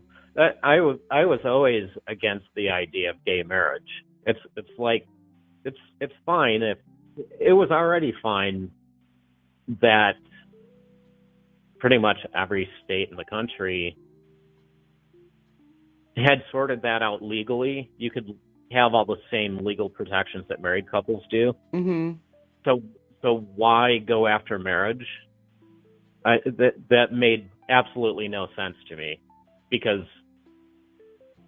they have no intention of behaving like they're in a marriage. In other words, monogamy. Well, and isn't the divorce rate higher even amongst gay married couples than? Yeah, because no one can keep it in their pants. They're all men, and no one's regulating anything.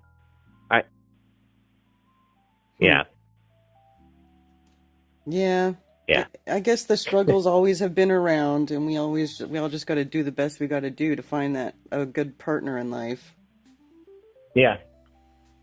Yeah. Yeah, I guess that's all I had. Just mainly I wanted to say I literally watched Seattle get on the tubes and all start acting like gay men. The straight people, I mean. And then they complain that no one can find a partner. Yeah. I mean, a real a wife or husband. Yeah, I don't think it's just Seattle, though. I think that's probably most No. cities. I think Seattle was early, though. Seattle was a weird...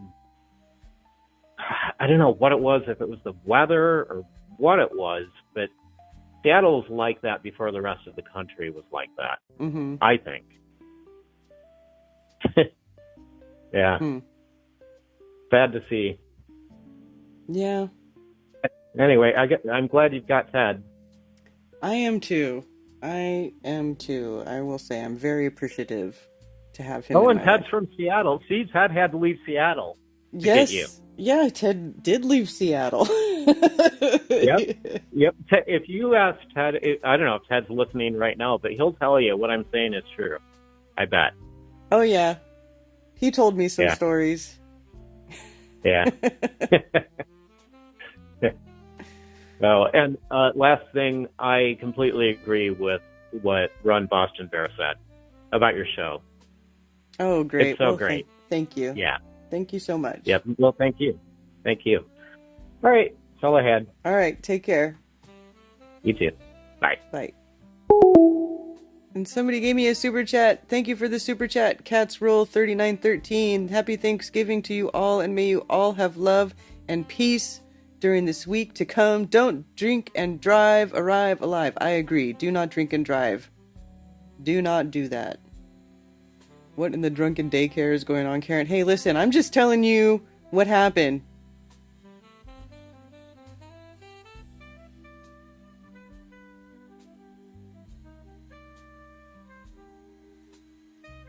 Sounds down to earth. Yeah, that guy's cool. He calls in a lot.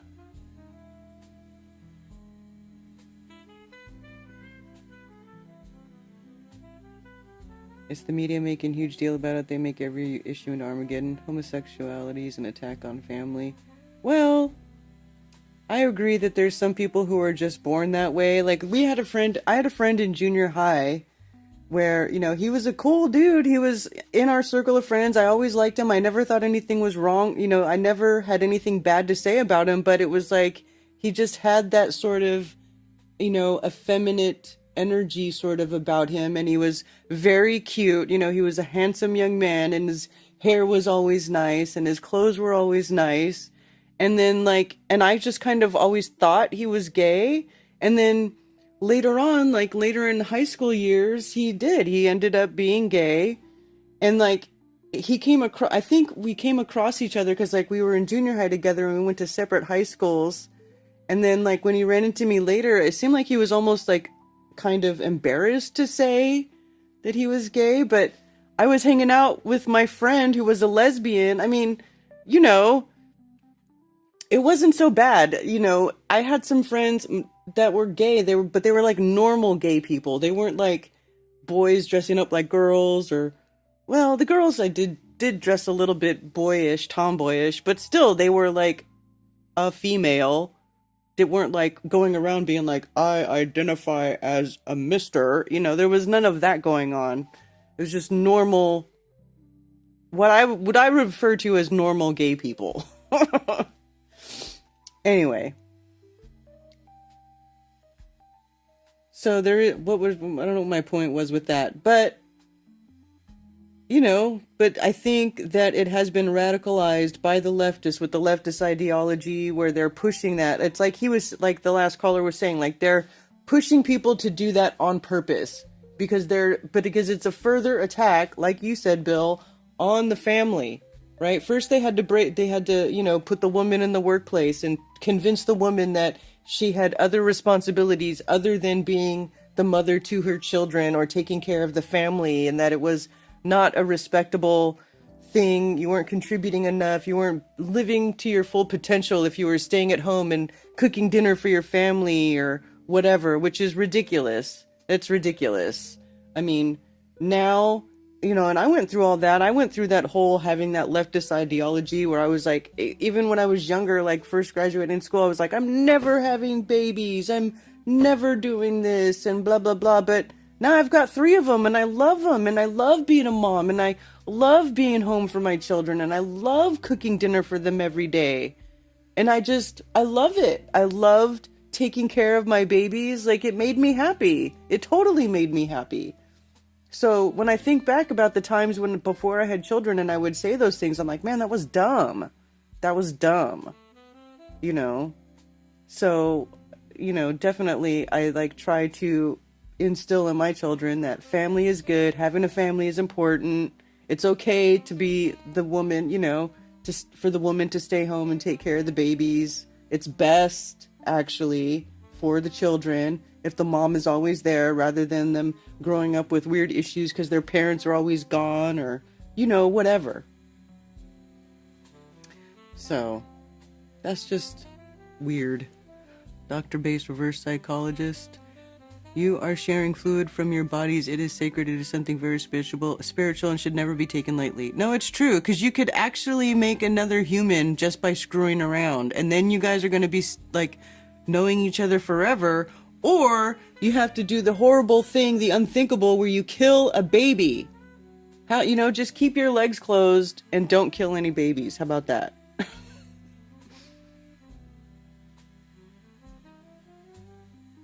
Every gay little boy does not want to transition to be a female. Exactly.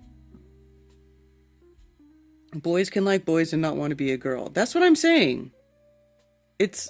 I feel like it's okay as long as you're not trying to, like, mutilate. Like, there's no, like, mutilation going on. No bodily genitalia mutilation. No chopping off of parts.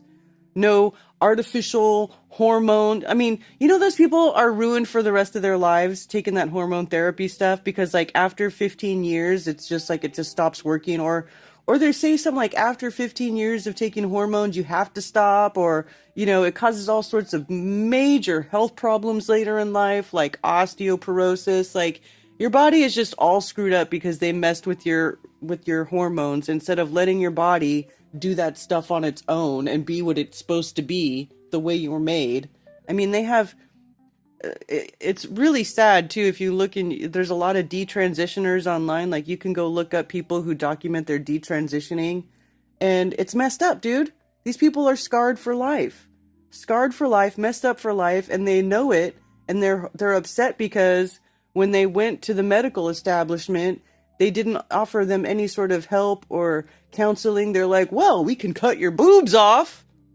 Oh, well, we can cut your penis off and give you some hormones. Well, we can rip some skin off your forearm and make you this fake penis. Instead of, like, offering some sort of, like, psychological help or anything like that, sort of trying to make people be comfortable with their bodies how they are, like, naturally. You know, they're like, sure, we'll just chop you up a little bit.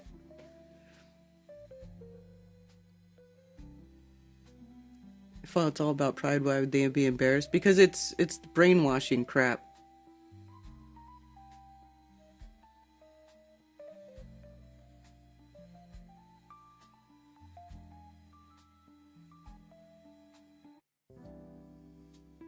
What about circumcision? I personally do not think circumcision is necessary.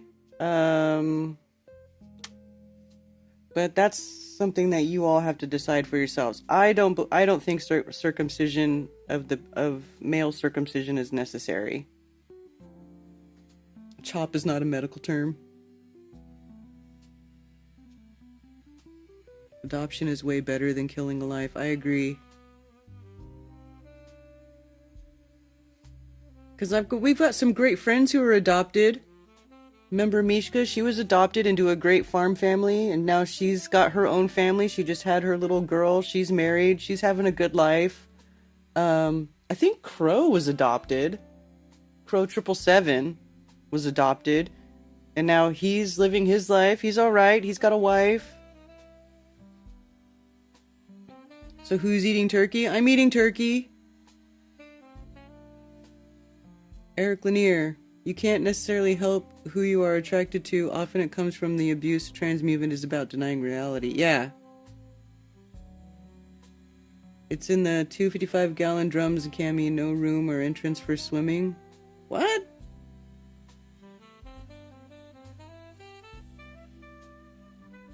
My understanding, no one is born gay. They're manipulated into it or treated so badly the opposite. Well, I don't know. Because if you look at ancient Greece, there was a whole lot of gay stuff going on. And I find it hard to believe that all of those people were gay as like, as a result of abuse. Just saying.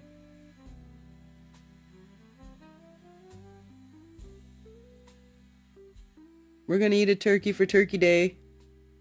Spatchcocking our turkey. What does that mean?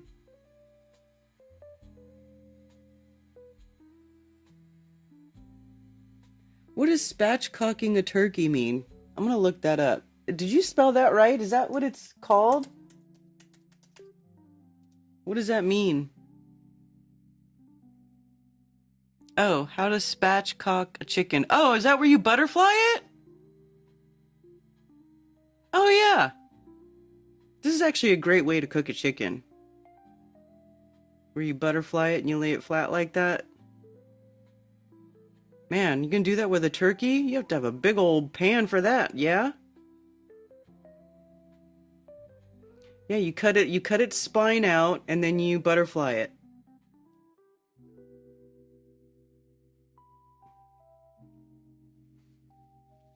I always called that butterflying.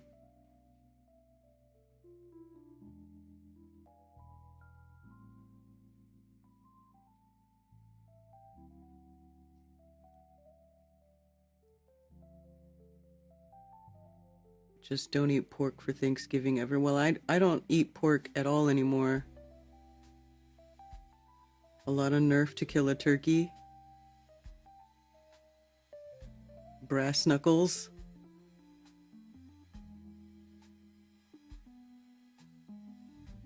That's your biggest hurdle, is what to do it on. Yeah. You're gonna need a big pan.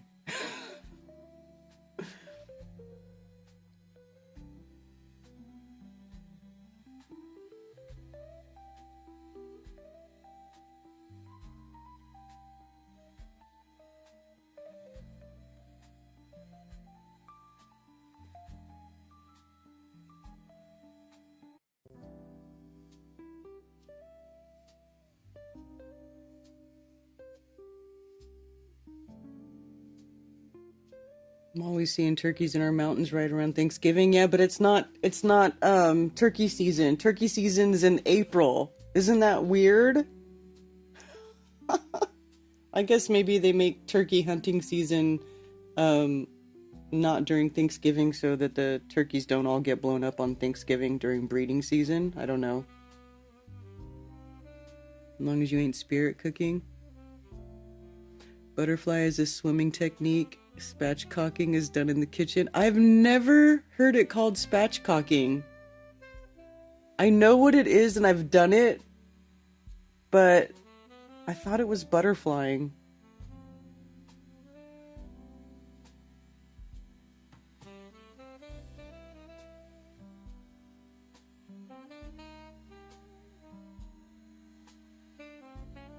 Poor turkeys are really ugly. Fall turkey season? You guys have a fall turkey season? Here, turkey season's in April.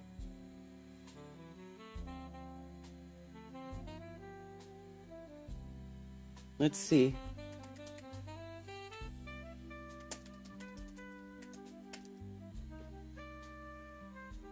State by state turkey hunting seasons.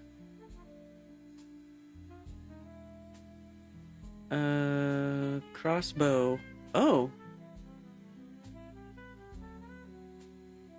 Well, not exactly during Thanksgiving. Well, 28th. So for shotgun hunting, you've got a few days, October 28th to November 3rd, and then December 2nd through the 8th. So you only have like 2 5-day windows for shotgun hunting. Crossbow and archery. You can bow hunt from the September 2nd all the way through the January 15th. Or thereabouts. These are old.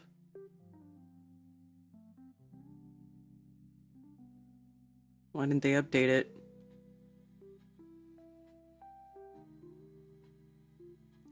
Then North Carolina, April 12th through May 10th. Daily limit 1. Season limit 2. For the general season. And then youth season, April 5th through 11th.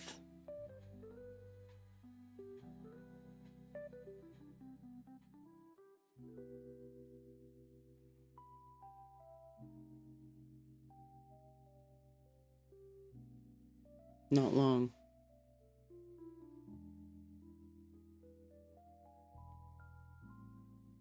What secret island are they breeding all these animals on? What do you mean?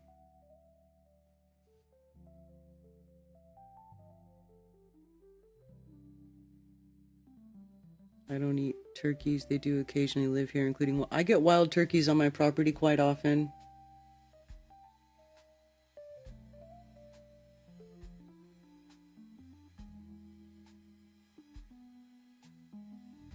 Do they celebrate Thanksgiving in Turkey?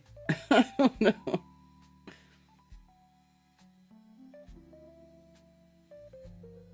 Yes, that's my number, 704-666-1776.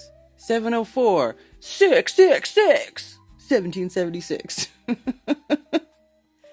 Yes, I picked that number on purpose. If you're too scared of the number to call, well, that's just my natural filter.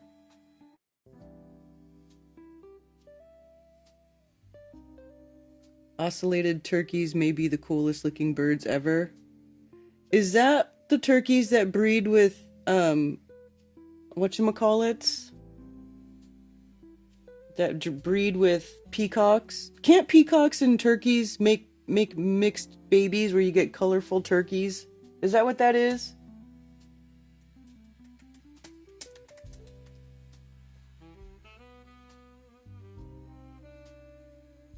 Ocellated turkey is a species of turkey residing primarily in the Yucatan Peninsula, Mexico. Oh, so it's like it's actually its own thing, but it's all colorful? Is it not? Look at that. That is pretty. Wow. Thank you for calling Coffee Talk. You're on with Karen B. Hey, Karen B. How are you? Good. How are you? Good. Can you hear me? Yep. I've never been online. Do I sound all right? Good enough? And all that? Yeah, I can hear you. Okay, cool. Yeah, I was the one that just called in about them grounded extract guys. Our guy and girl, his guy and his wife. Oh, okay, yeah. I was just asking. Anyway, yeah, they gave me some good advice that helped me. Got something to do with that ketamine or something way back then, which I didn't get to that. But on the way to what they said, it changed my existence. So, well, cool, good. And just CBD stuff. Yeah, it's pretty cool. Excellent. Whatever happened to that Zetetic Warrior dude? I have no idea. Yeah. Seemed like he was making enough.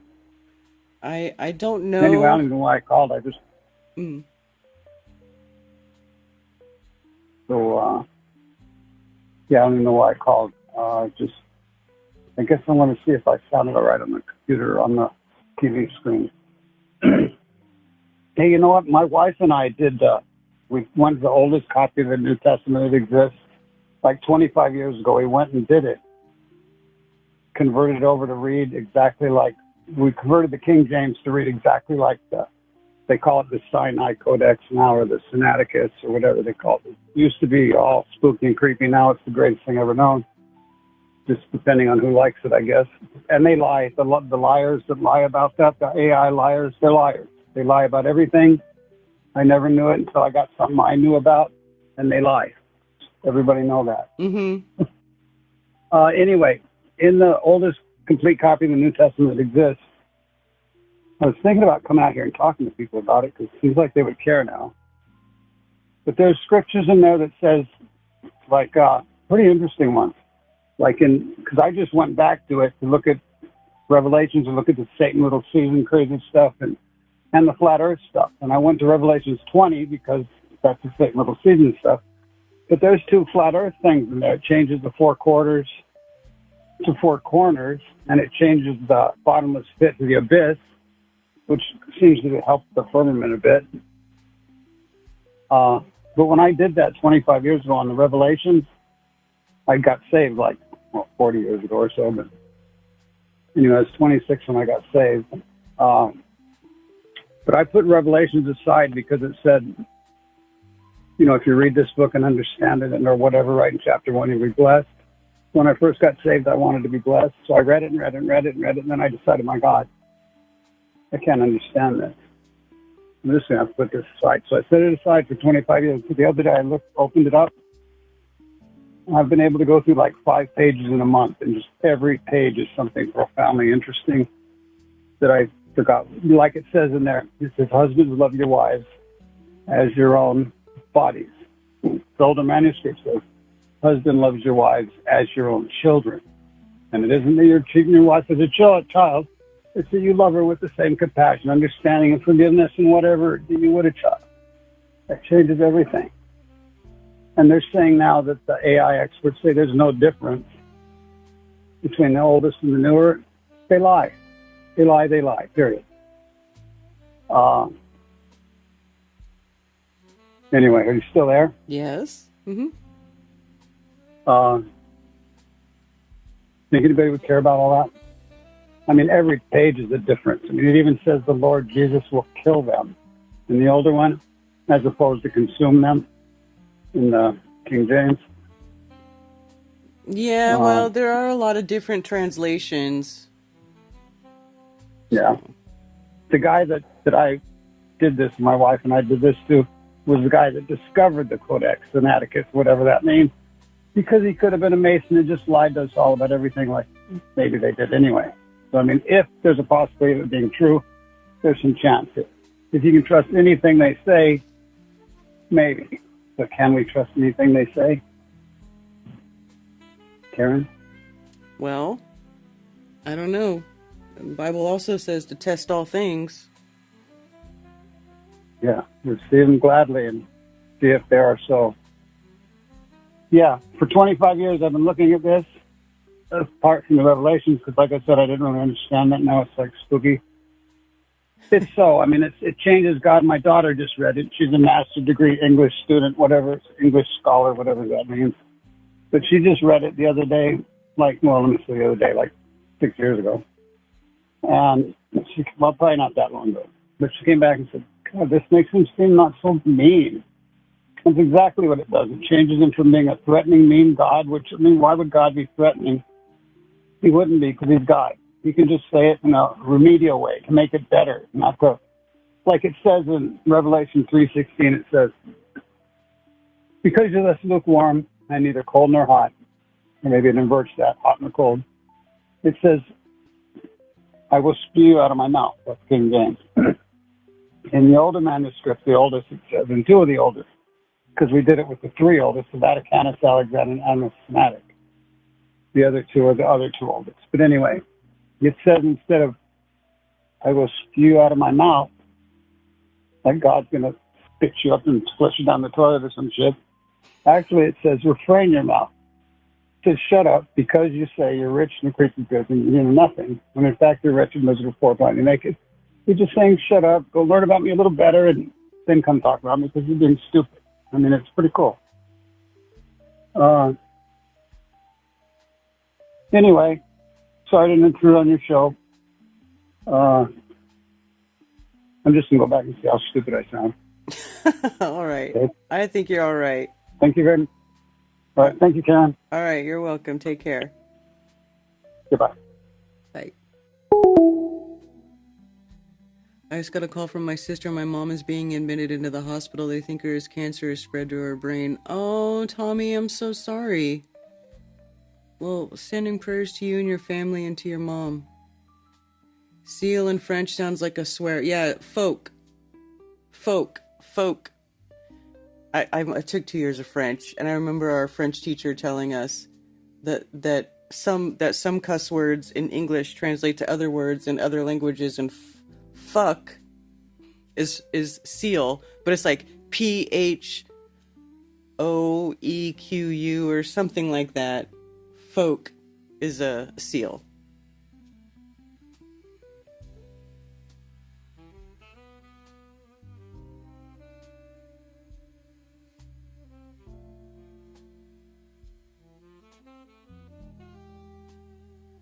It's a feature, not a bug.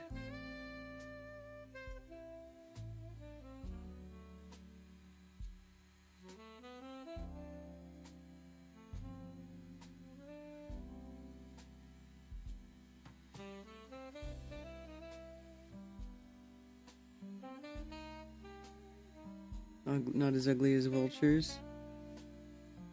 Turkeys are supposed to be eating American chestnuts to fatten up for tea day, but those trees are functionally extinct, our greatest tree east of the Mississippi. You know what they like to eat here? They like to eat beech nuts. I've had the turkeys, because I got a lot of beech trees on my property, and I've had the turkeys over here eating the beech nuts.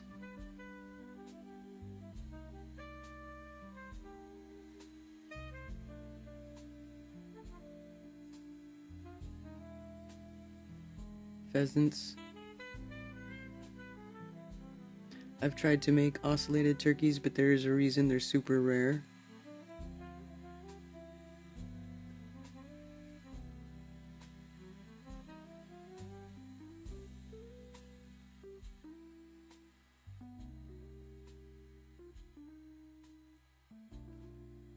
So you can make ocellated turkeys? Is that how they came to be? Or are they own their own thing? That's so interesting.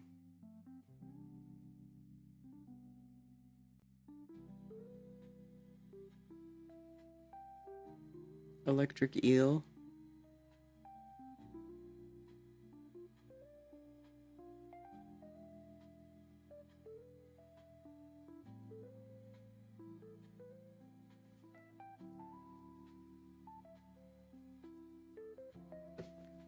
Folk that. Yes, Billingtano, exactly. Everything is parasites. Eat raw pumpkin seeds. Papaya seeds. Dandelion root tree. Baking soda enema. Baking soda enema! Talked her into chemo, so the damage has been done, sadly. Oh, I'm so sorry, Tommy. I would say just try to make her comfortable. Maybe try to make sure she's pain-free as much as she can be. That's just too bad. I don't really know what to say about all that. I'm sorry for her.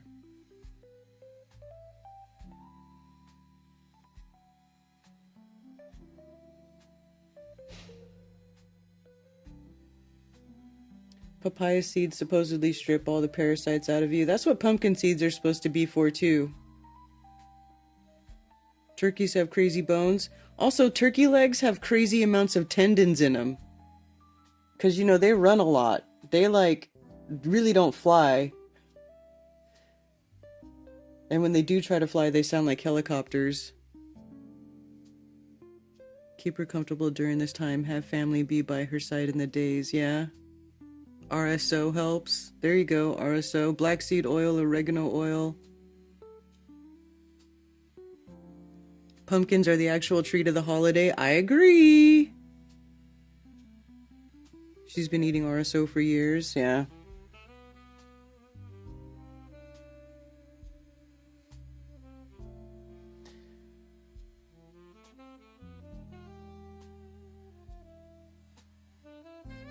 Don't think she ate enough. Well, just give her whatever she wants now.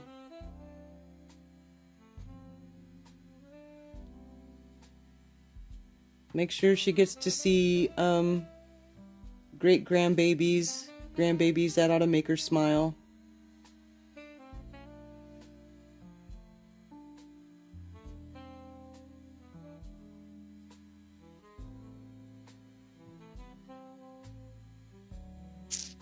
All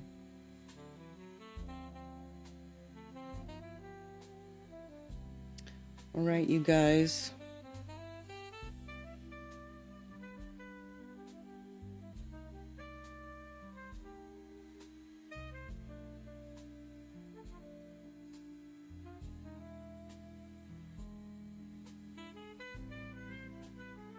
God has given us everything we need to heal ourselves. I would agree with that.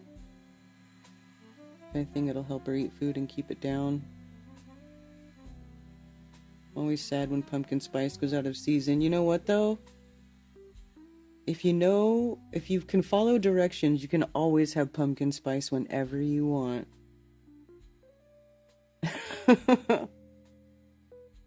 Oh, look, New Zealand says it's going to eradicate feral cats.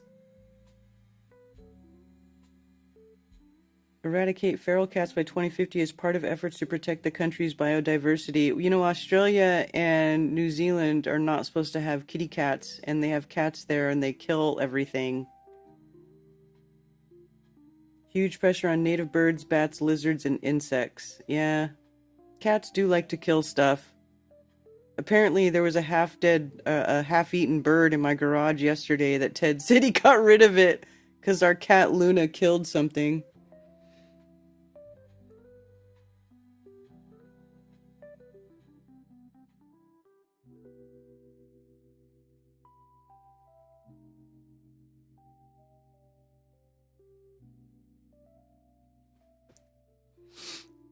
All right, you guys. Well, I think that's going to be it for today. I'm going to wrap it up, and I sure do appreciate you guys being here with me, and I appreciate all the phone calls and the kind words, and you guys are the best, and you guys are what keeps me going every week.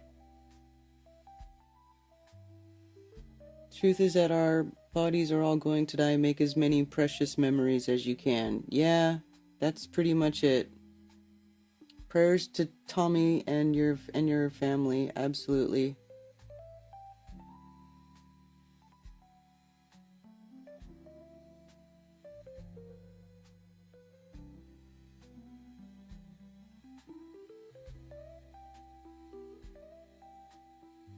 All right, you guys. Have a wonderful rest of your day.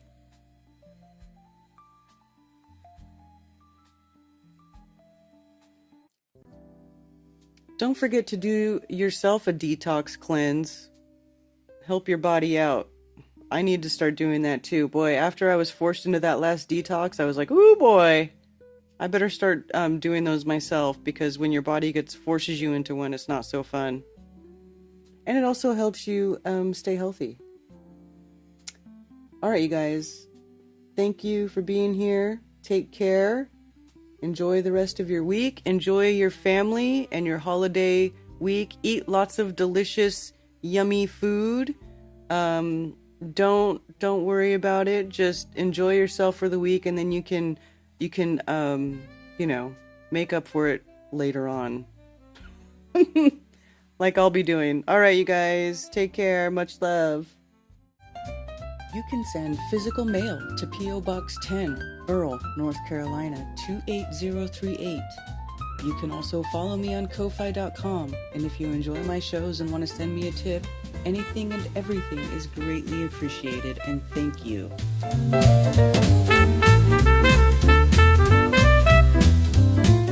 And it's official.